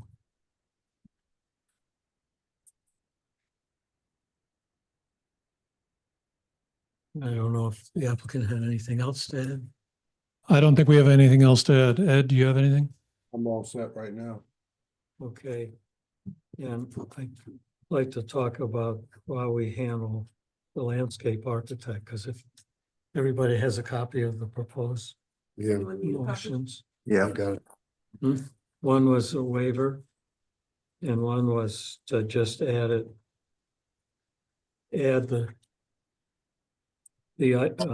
we could defeat the waiver and have the landscape architect requirement put into that paragraph 4 of the motion. Okay. You're trying to figure out later, it's gonna review prior to start of construction. Right, so the regulations require the application package for buildings that are over 50,000 square feet in size to have a landscape architect Gotcha. design the plan, unless a waiver is granted by the Planning and Zoning Commission. Gotcha. Can we apply that to phase 1, to phase 2 only? As phase 1 is below the threshold? Yeah, I think that's a problem because, well, because we need a waiver or a waiver for phase 1 if we use that, because you couldn't get a certificate of occupancy. Because doesn't that paragraph say you have to? No, it says the application package that's before you right now has to have an LA stamp on it for the design of the landscape plan. So he's asked for a waiver of that. And I think you can see in the draft motion, I've suggested that before construction starts, they have a landscape architect review the planting plan and make any changes that they deem appropriate. Will there be a way for us to see them again? Sure. I mean, that's kind of what I have there, and be Okay. reviewed by town staff or the commission as appropriate, so. Sure. Make it a little and. Mhm. Yeah, I guess it was. the Make it an waiver. and I feel good. Mhm. I guess the words for having it done was by the topography. That section is not applicable. For, No, it says when the commission determines that the site warrants a landscape architect design oh, based on right, site right. topography, significant required landscape planning. So. So, yeah, I'm not too worried about Mhm. that's what I was just worried about. Mhm. Not getting it confused. So should we just say review or he has to approve? Reviewed by town staff With and review, you can just look at it and say, I don't like it, but you reviewed it. oh, Hmm? how about the final? Shall be approved. Yeah, I think it should be approved. Sure. Yeah. Hmm? Mhm. Yeah. Sure. Yes. Yep, sure. Anybody, I'm sure they'd like to reprove it. And not approve the waiver and we'll keep it down in section 4. Yep. And not prior to, maybe we should delete prior to the start of construction because it, can we do that? So what would the other trigger be? Oh, I see, the Right. certificate of occupancy. Oh, no. I think you want it well before they're that. asking for a CO. You want it on the All right. plan. Yeah, he's by. Yeah, Yep. absolutely. Leave it like that, yeah. Right. Yeah, and if it goes belly up, they'd have to come back for a change. Right. Well, right. I mean, we might have to do that. Yeah, but you definitely want it before Before, talk- okay, before they start building out there. okay. Do we still want to say, it says any proposed changes shall be reviewed? And that sort of indicates that what we see is what we've got. Do we want it to be? And we're not getting deeply into it. Normally we don't because we've got a licensed landscape architect. We don't need that sentence. Well, I'm saying you're right. Because if we say a No matter landscape what. architecture Yeah. shall approve the proposed landscape planning plan prior to the start of construction. Sure. That's all, right? But do we want to approve it? Do we want to then get to approve it? Yeah, I think. Not just changes, but I think whatever we the should at final least plan is. review it. But we want to see the final plan. Yeah, that's all. Oh, Not you that we're want gonna to? do anything. Okay. Yeah. I think, like you said, approve. We're gonna look at it. We're gonna like it. And just put it down as a But I don't want, I don't want to say commission. only if there's changes. If he, Right. if he Yeah. looks at everything and says, that looks good the way it is, Right. I think we want to know that because we probably Sure. don't think it's the way, Right. good the way it is. So you want to leave the second sentence in? Instead of any proposed changes, it should So be just the plan. the The plan, plan. Yep. the plan with the final plan, the plan. Yeah, the final plan. Final plan shall be reviewed by Yep. town staff and the commission. Perfect. There you go. And I guess while we're on this, we usually, because there's residential in the area, don't we bond blasting? No, Hmm. no, So, that's all handled by the fire marshal's office. They have a process. okay. Yep. Never bought.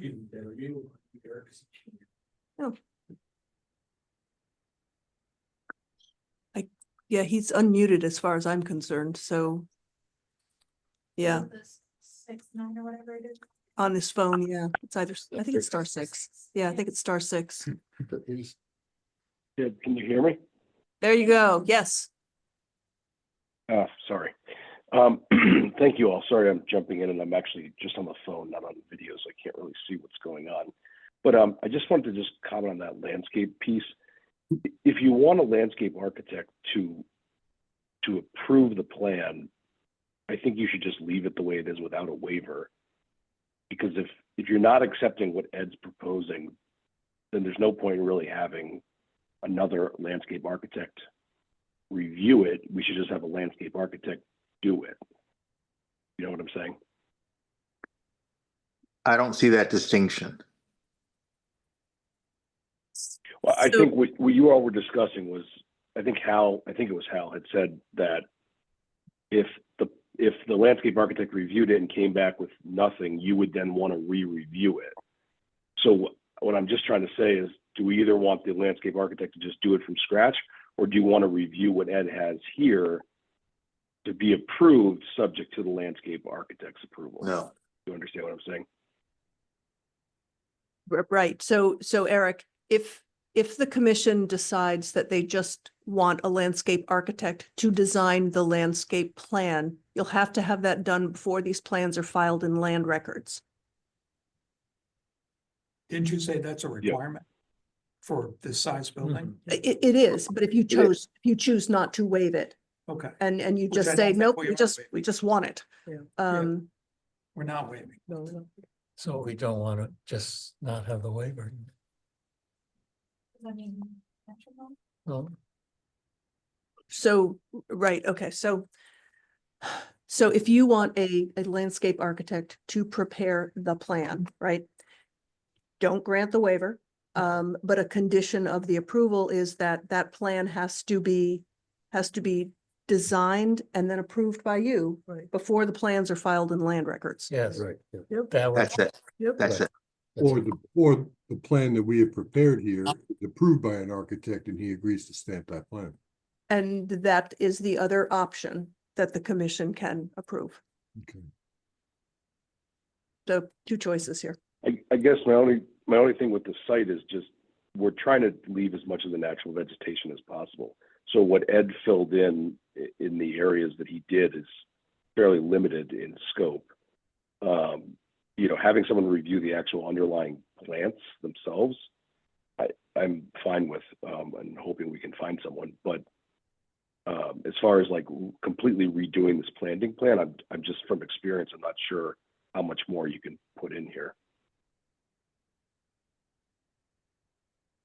Meaning, you know, if he wants to switch an arborvitae to a cedar or yew or something along those lines, but I think Ed, and correct me if I'm wrong, Ed, but you pretty much filled in every space you could with a plan. Yeah, basically, I filled in all the spaces that were required to be planted. And yeah, pretty much all the available disturbed areas. You know, again, like Eric said, changing species is a different thing.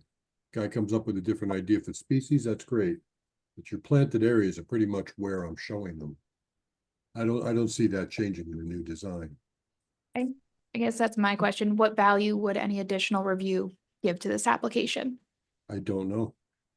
Well, right now, I know a lot of this is just right now throwing a lot of arborvitae at it, which would actually be blocking off once it grows up. There's going to be a whole lot of apartments that are just looking at a wall of arborvitae, and that might not be the great solution either. I think they get some great benefit from both sides of just having a little bit of work. It won't be able to stamp I don't think the landscape architect can't stamp somebody else's drawing either, but you could take it under advisement and take it back to his own office and reproduce it again. So it isn't starting from scratch exactly. He's not going to regrade everything besides what Mr. Wenke is going to do with my berming request. And that's about all they'll have to do. So the area is not one of the questions, but precisely what plants are available to go high in some places and not so high in other places and do the screening we're talking about. It's a little more sophisticated than. And decorative, I mean, there's a million different There's species some of other, every plant. and which will do better on the north side of the building, which is just getting a bunch of shaded arborvitae out there are not going to do that great.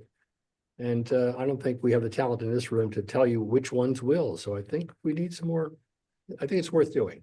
Well, I am an engineer, not a landscape architect. I'll definitely admit Yeah. that. But I can tell you those arborvitae's got to grow pretty tall to block any apartments. They're going to be up there. The first floor is going to be 13, 14 feet above ground. They do grow though. But they do grow. Yeah, and- but- Yeah, my I know arborvitae they do. is 24 feet in my backyard, so. Yeah. And that would make them work as screening. So either they don't work as Right. screening. So one of the other's got to be Yeah. true. so you want to just disapprove the waiver? I do want to disapprove the waiver. And then- When in the process it has to happen, I'm not clear on, but. you But know, I think what Deb's proposal was, we had a plan A and a plan B. For plan A, to me, was what our plan should be. Did you need to go over that again, Deb, or? All right. So you can either not approve the waiver. And in the motion to approve the plan, require that a landscape architect design the landscaping plan prior to filing the plans in land records. Okay. Or you can, again, disapprove the waiver and require that a landscape architect review what the engineer has put together for the landscape plan and make any suggestions, changes, whatever, and you can look at that before start of construction. And if I can just add something to that, I mean, I'm asked all the time to review other engineers' plans, and yes, I don't stamp another engineer's plan. But if I find anything, that needs to be changed, or if I agree with the plan, I issue a certified letter with my stamp on it. Yep. And landscape architect can do the same thing with this, Exactly, that's right. in lieu of actually reinventing the wheel and redesigning the landscape, the entire plan. I lean towards A. Just a suggestion. But what I'm hearing from folks is that B is the preferred option because you guys want to see it again, despite admitting not having the expertise to decide which are the correct plans anyways. Well, I would have to revise the I plans. would just on defeat anything. the waiver. Yeah. And four. Like if the Yeah. landscape architect comes back and says the Arbor Vitae on the north side are the correct plans to go with, are we going to disagree with that? Well, I would hope that architect would come up with something more interesting like we're talking about. I have Arbor Vitae on two sides of our property and they are a wall. I planted different Arbor Vitae and made it more interesting. But a lot you could I screw would- and have a so, screen. I would honestly say if he just says a whole wall of just arborvitae is exactly the right thing, I'd say you're not getting your money's worth. Yeah. Landscape architect. So why don't we just delete, not approve the waiver? Right, Yeah, and that's then right. rework the conditions. And have a condition. Yeah. Right, and have a Yes. condition, Well, Because like the I said, condition it- allows us to approve this right? Right. and Yeah. then back with the with the landscape All right, architect. and leave four the way it is. Well, with the modifications. With the mobbing, yeah, we've changed. Right. Right. it Right could- now it says any proposed changes, and that's not what we're talking about. We're talking about Nope, no, we changed it to the final plan. the final plan. Hmm. The final plan shall be reviewed by staff and the commission. Yeah, we'll take off when it's whichever is appropriate. Tough crowd. You Well, what it does is it mirrors what our requirements Yeah, but- are a great deal, right? Yeah, right. It just That's all. postpones when it's needed. Yeah, Instead of being with this submittal, they don't have it. That's okay. And we're saying, fine, before you get too far. Yeah, we'll leave it just the way leave four the way it is, you mean? Well, I think we want to say a landscape architect shall prepare. No, just, Yeah, we want them to do a plan. yeah, but that, Yeah. if you defeat And then we the want it waiver, there. they have to prepare. Right. Oh, So then, after they prepare it, we want to review it. yeah, It'd be town staff and the commission. or just town staff. I don't know. No, we want to see it. We're into the green stuff. Well, then we're not approving the site plan. We're not, but we want to, well, that's what we want to do. We want to be able to approve the site plan, except for the landscaping. That's what we're trying to find a way to do. But in order to expedite the whole process, as I said, could it be that we would revise our plan based on recommendations from a landscape architect's review? He turns around and issues a letter with his stamp on it certifying that he's reviewed the plan and agrees with it. Would that suffice? And X changes, yeah. Yeah. Because I can tell you right now, if we actually went to another landscape architect to generate a new plan, we're talking pushing this thing out 3 or 4 months easy. Yeah, they don't. I'll Yeah. tell them they're not even taking new work for 4 to 6 months. Deb, what would you recommend would be If the I most can, appropriate step to review this? You know, if we approve it now and say, come back to us and we'll look at it again before Yep. we keep moving forward, Then what we would have- you recommend would be then the we best have step to do that by? Yeah. Right, no, I think that is entirely possible to just have them re-review, bring in the landscape plan that has been reviewed by a landscape architect with any changes that have been appropriate, and then just do it before the start of construction. Start of construction. Before the start of construction. Okay.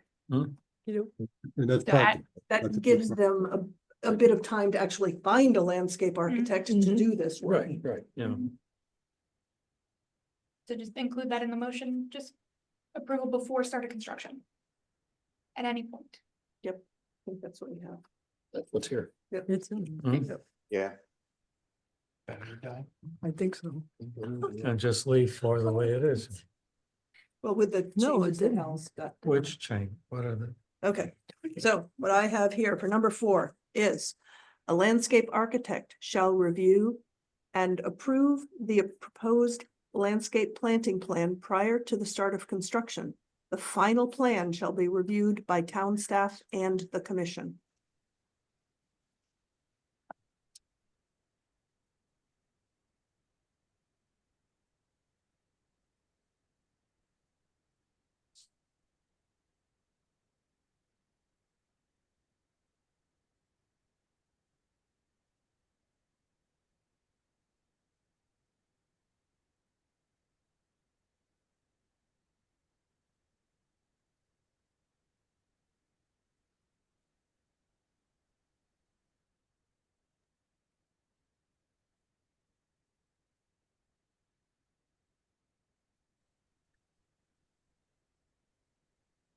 Yes, that's basically what we said, yeah. Mhm. All right. I'll make a motion to approve. Well, for site plan 240017, multifamily residential development, 1002 Route 12. We'll make a motion to approve the elimination of frontage sidewalks on Crystal Lake Road and Pleasant Valley Road North is allowed by section 8.3-5C for the following reasons. One, topography of the rights of way on these roads make it difficult to install sidewalks. Two, the bicycle, pedestrian, and trail master plan does not recommend sidewalks along these roads. Is there a second? Second, Any discussion on the motion? Hearing none, we'll vote on the motion to eliminate sidewalks on Crystal Lake Road and Pleasant Valley Road. All those in favor say aye. Aye. Any opposed? Any abstentions? Motion is carried unanimously. I will make a motion to approve a waiver of the requirement to have the landscape architect design the site plan landscaping for new construction in excess of 50,000 square feet is allowed by section 9.1-3.2 D. Is there a second? second, Moved in second. Any discussion on this? This one we want to defeat, yep. Which we so wish. so. No other discussion. All those in favor say aye. Any opposed? Yes. Say nay. Nay. Any abstentions? Motion is defeated. Okay, we have a motion to approve SIT 240017, a multi-unit development at 1002 Route 12 with the following modifications. One, any modification to this plan imposed by another federal, state, or local agency shall require additional review by town staff or the commission, whichever is appropriate. Two, a detailed construction safety plan to ensure the safety of patrons and employees of the existing auto parts store during phase one shall be developed and submitted to OPDS staff prior to the start of construction. Three, blasting, if necessary, shall be coordinated with the subbase. Four, you want to read your words, Deb? I just to will. make sure. Mhm. A landscape architect shall review and approve the proposed landscape planting plan prior to the start of construction. The final plan shall be reviewed by town staff and the commission. And five, technical items as raised by staff shall be addressed. In the discussion, second, is there any discussion on the motion? Nope. Hearing none, we'll vote on the motion to approve site plan 240017. All those in favor say aye. Aye. Any opposed? Any abstentions? Motion is carried unanimously. So we have more apartments, more housing, Yep. right across from Thank you. Sundays. Yeah, exactly. Yeah, that's great. It's good location. People can walk in Perfect. distance Yeah. to the Yeah. industrial gate. Okay. Thank you very much, everybody. Anyway, no business. Thank you, guys. Appreciate it. Eric says thanks and France. Sorry to be here. Thank you. Take care of you guys, right? Okay. Stop. New applications. Good night. Night. SIT 2418 Mystic Business Part 2. SIT 19 Hotel Conversion 3 Gravel Street. And we also have a new application that was submitted yesterday, a multifamily development at 517 to 571 Gold Star Highway. Okay. Nice. Where? Lovely, yes. What is that? Gotta run out of builders. Okay, referrals, we have Town of Stonington referral, PZ 2439 SPA. Right, so this is a change of use from the old Mystical Toys building. From retail to a restaurant and Does apparently. anyone have any concern for this?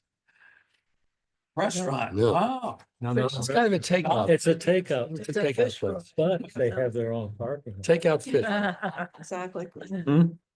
It's got 4 seats. That's right. Yeah. Then you can come up in your Zodiac and just tie up. I don't know how that's gonna work because if it's takeout, you can't drive up, park, take out and drive away. I don't know how it's gonna work. What you It's take? mostly a takeout place. It is, that's what I meant. Unless, except for it's a pedestrian takeout place. Yeah, 'cause you- exactly. Oh, you can, yeah, but they do have a parking. Hmm. There's a little Yeah. dirt parking lot right behind the building. I think there's 3 parking spots. It's yeah. 3 or 4 parking spots. It's just for people working. And you've got the dock, you can tie your dinghy. That's true. That part's true, yes. Yeah, That dock is not for boats, you know that. You can. no, it tie- is, but there is a dinghy dock. There's a dinghy dock. There's a Yeah. dinghy Yeah, dock there. that's perfect. Okay, Town of Stonington referral PZZ 444 RA.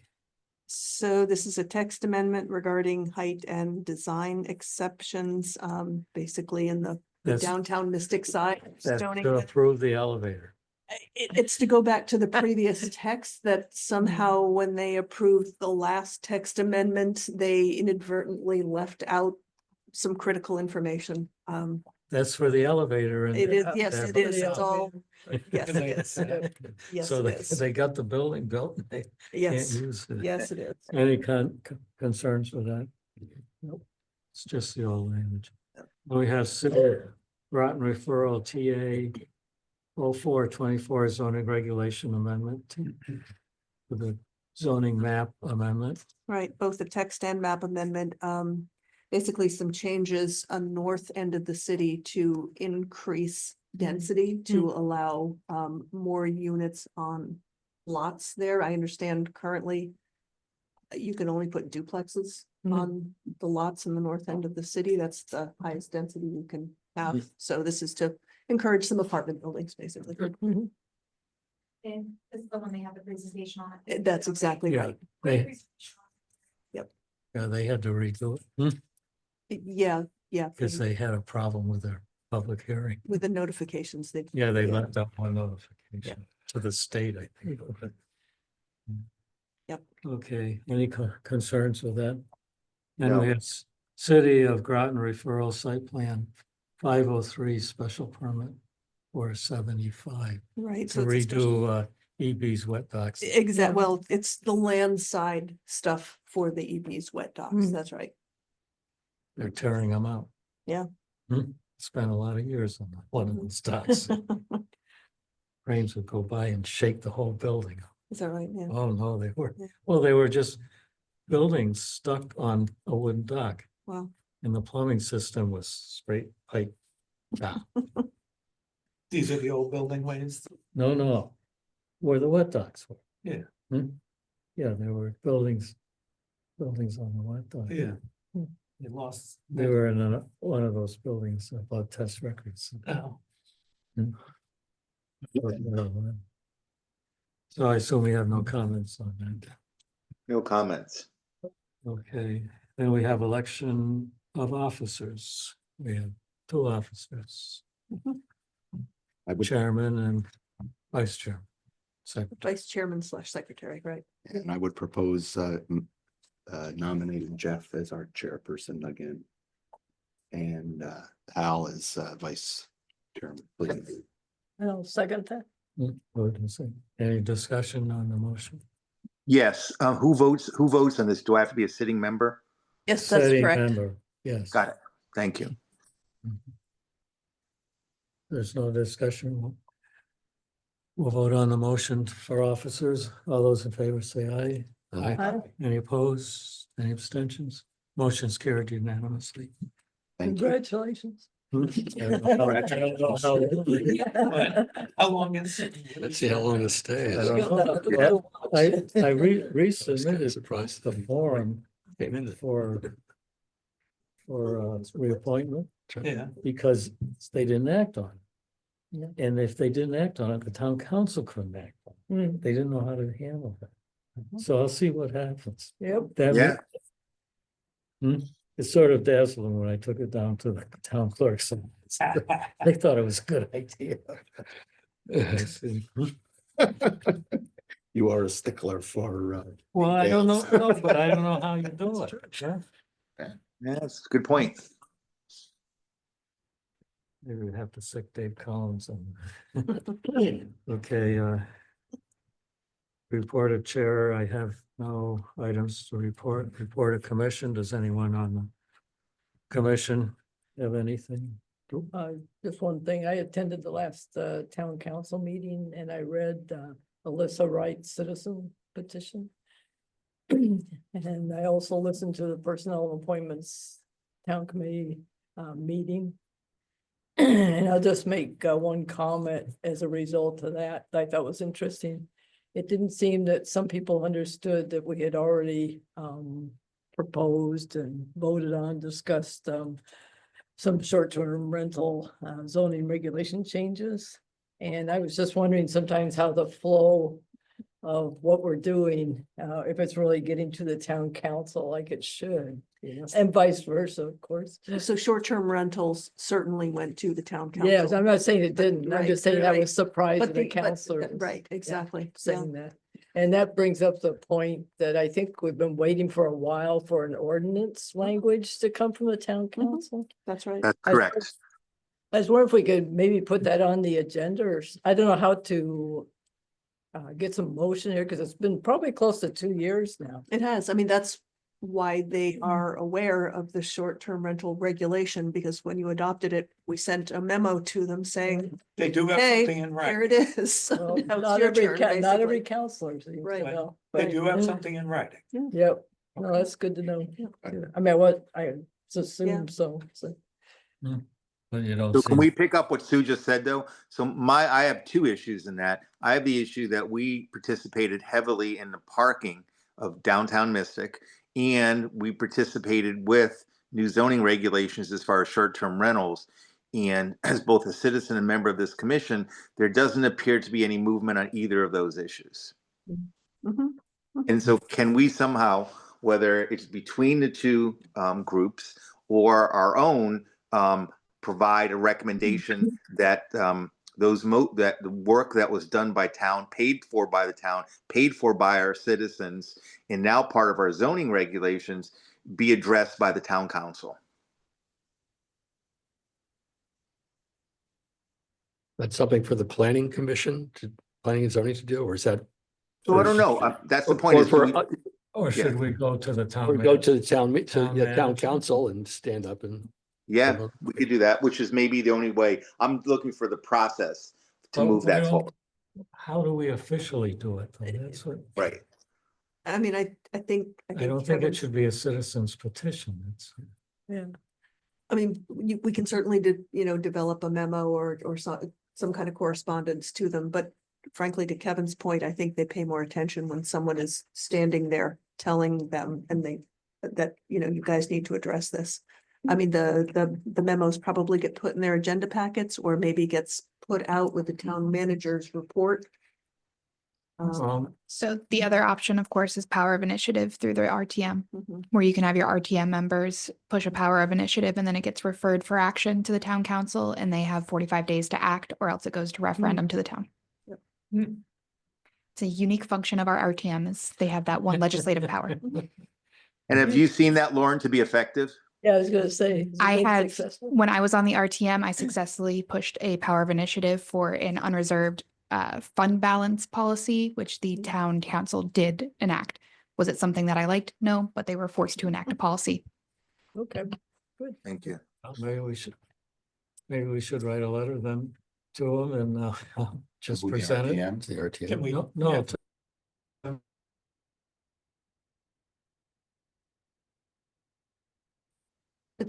What would you guys like to do? Do you want to start out first with some kind of memo to the council? Yes. Yeah, I think, why don't we that'd do be that? good.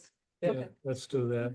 definitely a memo Okay. first. All right, I'll draft I something. would also, and have you look in at it. another light, but in the same idea, is that I think that we should be issuing some sort of a report or something to, maybe it's the town council because I hear from many people you know, that we're not building houses and we're not building Right. apartments in Groton. Mm. Yeah. And where is all the construction? And there is a lot of stuff going on. I think we're crushing it, right? We're crushing it. No, it To didn't. that end, we- the planning department release and economic development releases a monthly newsletter that goes through all of it. But perhaps it focuses a little bit too much on publicly owned properties. But no, you have lots of things What out there. about the meeting they have scheduled for the 29th? Mhm. Mhm. They address that? Right, so the 29th is the next community conversation. Yeah. It's basically, a hot topics kind of, Yeah. we expect more interaction with the folks who are attending. It'll be a really brief presentation of, how we got so many car washes and that sort of thing. I mean, the thing is that people might like that or not, but I don't think that people, I mean, that's what people hear, right? We have so many car washes, what's going on, what's wrong? Well, that's one little thing that's maybe it'll work itself out.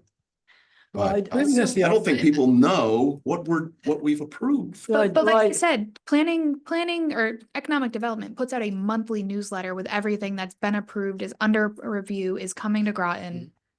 They put that out every single month. But It's who's- all available on the website. I'll be honest with you, I don't think I've ever. It's on the website. You Yeah, can sign up but- for distribution. The website is there Oh, it does, only it if goes to you're them. looking for it, Well, and that's my point is it exists. The fact that people don't know it exists. because there's nothing to get their attention. I That's- would disagree with that as well. Economic development has done a great amount of Well- outreach between the community conversations and promoting it on social Well, media. what's getting the attention is the new building going up at the Sealy School. Yeah. Right. that's right. You You can- Yeah. can't miss it, Because right? you It's see it. massive, But I was. very yes, close to the I was highway. actually wondering if Can't we miss could it. get a running total, maybe of Yes. new housing since 2020. Yes, I was gonna ask for that. Like, Can we get cumulative totals year over year by unit? Didn't planning department used to big issue those multi. with Right. Murphy? Yes, but Yeah. I'm assuming, okay, so approved versus constructed, because Yeah, there's that's fine. budget Yeah, approved that's that are fine. not under construction. Well, that's all that we Right. can Yeah, report on, and what's that's what right. we've Yeah. done, right? That's right. We've done our job. Yep. In Yeah. and in the That to your point, in the community conversations, stress the fact that we don't pick and choose what developers choose to build. Yeah. We don't pick and choose what comes in front of us. To come up in a discussion. It's not our choice to be Yeah, putting all but these in I've here. noticed that just in the, And in the reports, it just says, somebody always chime in and say, hey, that's not, they can't do that. legally, we can't say no just because we don't like it unless it's in the, Correct. all that kind of stuff. We had the same discussion in downtown Mystic when the fifth pizza place opened up, and it That's was right. like, why are you guys approving so many pizza Right. places? Yeah, but see, Deb, you and I just spoke very briefly about this, but Shannon and I attended the state new analytics type of approach. And it's very interesting and possibly, and I'll make the recommendation to staff within the next week that we align with a lot of the work that the state is doing, which is reporting on percentages, and we report on the funnel somewhere within staff. Although the planning commission will facilitate what we have to, but we report on the funnel of what is proposed, what is in construction, what has been built, because that is a very compelling story for Groton, what I saw in the analytics on the state and some of our surrounding towns. But I think that's the story that's not being heard, because it's being told in different areas. But, as we look also like in social media type of an approach, you need the dashboard, you need the analytics to say that, frankly, Groton is doing very well. And I think we have the data that we saw to make an analogous type of analytics approach. And I think that would be very effective, my thought. But I'll give you my thoughts within the next week. Is this something that John would do? Would he be the person to present this to the town council? Something that like reports? I mean, he gives them regular He reports. does, he does. He was there to. And I don't know, Well, even at the the next community discussion, he'll be there. Yep. Councilman members will be yeah, there. yeah. That's a good time to just have, if it's more than 2 or 3 sentences, I think it'll be lost in the fog. Yeah. So it's just a matter of, if you're going to say, here's the businesses, yes, we absolutely filled in these properties with things we didn't think we needed, but we've got them.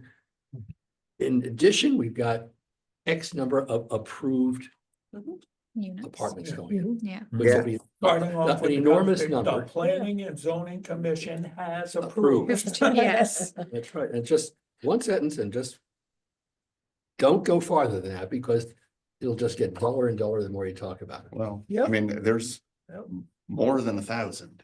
Yeah. Yes.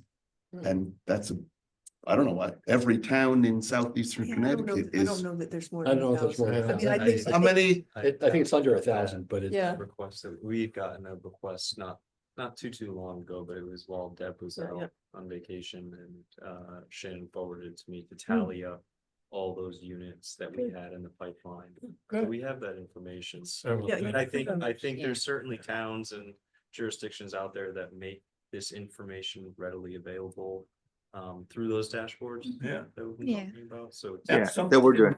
But- newspaper but- firms Right. put that- I mean, there's horses and water and all that. I think it's out there. It's a matter of presentation and letting folks know how to access it.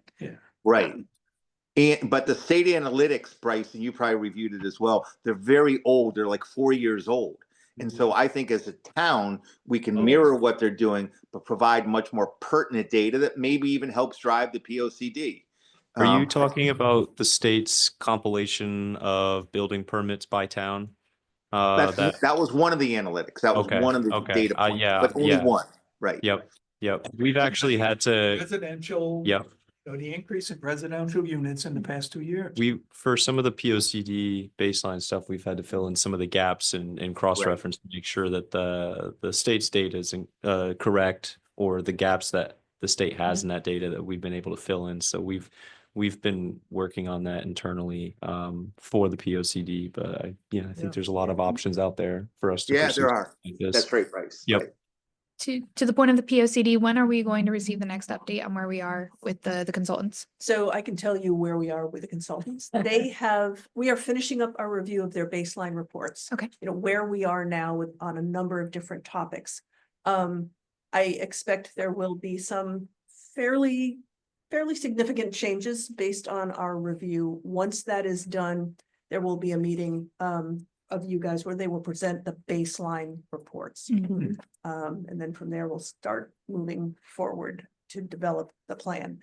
Behind the scenes, we are also starting to put together focus groups that the consultant will be meeting with. And once we have a list and dates, we will be seeing if one commission member can also sit in, just not to participate necessarily, but to listen to these groups. Good. Very exciting. And based on the previous conversation, isn't data analytics that the consultant is putting together, shouldn't that compile all of the housing data? Oh, yeah, there's definitely a housing component. Absolutely. Yep.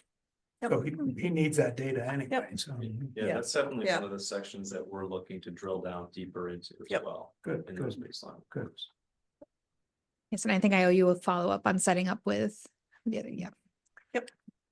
And we've just gotten the meetings in a box. Yeah, we're- okay. Yeah. Okay. So I guess you got enough report. from Oh, the yeah. committee. Yeah.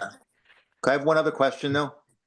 Yes, So we, of course, had a special meeting or we had the discussion on mixed use as far as industrial, particularly along the Route 117 corridor. When is that next step taking place on that?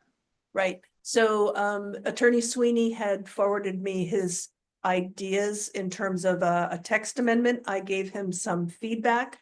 I expect he will make some changes and then ask to be placed on a Planning and Zoning Commission agenda to again informally talk to you all before he makes an application. yeah, 'cause- yeah, I think that's right. Yep. That's Will great that progress. cover- Thank you. Yep. Will that cover the other big industrial property? Which other? It'll be Whole everything in the states. IM. Okay, It- good. So it's a the total entire IM. It's an I. Yeah. Right. Yeah, great. Would change Okay. what you can do. Right. Okay, report as staff, have you given? Yeah, no, I just wanted to make sure you guys knew about the community conversation on the Yep. 29th. It's gonna be a drive. So And the training opportunity. Did you see that? Yeah. Yeah, Yes. right. Yep, Yep. yep. Yeah. Lauren's already signed up for it. We Okay. had forwarded it to Clint because he was not part of the commission when we Right. first sent it out. It's in March if anybody wants. It's a full Saturday. Oh, It's that's- virtual, you know, so. Yeah. But they're Shannon going sent it to out. record it so you can listen to it later Oh, and get your And get credit. credit. When was the Yeah, community conversation? It's 5:45. because I have to do this. That's good. 5:45. What's that? But they feed us. Don't know yet, but we will be fed. They do feed you. A community conversation. Oh, that. Yeah, it'll be at Thrive. Anything else? Yeah, that's all. Who's gonna be running that? How is it gonna operate? So John is going to do a really brief presentation and we're hoping to have, you know, more of a conversation than we normally do. Okay. Yeah, And we have our applications update. right. I've got a question on two of these items. On CSP 24, the ACE overhead door. Yep. When does their extension expire? February 2nd, so There they're we gonna be go. on the next agenda. Oh, okay, that's what I was Yep. concerned, Yep. because I don't want to get caught Nope. with one of those No, deals where they Yep. automatically get It's- approved. Yeah. And Sutton Park Mhm. is, what's the story with that? So they needed a variance, and they were on Mm. last week's ZBA, but they didn't Right. receive the variance, so you probably will see them at the next meeting. Oh. Oh, but you got a 65-day. Oh, we have an extension. Oh, We just didn't get could recorded. you, when you issue Yep. this again, can you Yep. It'll be put down updated. what the extension date is, just so we can Yep. know whether we've got to take action or do anything, because we already talked about this a little bit. Just reviewed the ZBA Reviewed it, yeah, application. yeah. No, that's all I had. And we have our ASP report too. Does anyone have any concerns with either of those? nope. Nope, fine. And then we have the big item of adjournment. There we go. Does anyone have anything else to bring up? Oh, could I'll entertain 'em. This, before the cell tower update? Oh, After yeah, you- that's right. So, right, it's going to be a replacement at the police station. Right. You're talking about the Oh. phone towers? Yep. Right, Right, yep. that's right. So We it's gonna had- be here. Yeah, it will be here. That's right. Yeah, that's Amazing, huh? that's what- Thank you. Right. logical, right? I mean, it makes Yeah. sense. That's what we told them. Mid-range will hit it. Right. Whatever. So next meeting, all right, Sue, Steve, you will not be here. Anybody else who is not going to be here, please let us know so we can ensure we have a quorum. What's the date? 28. Good. So I'll entertain a motion for adjournment. So moved. Second. It's moved and seconded. We're done. We'll do it, then. We're doing it. Good night, everyone. Good night.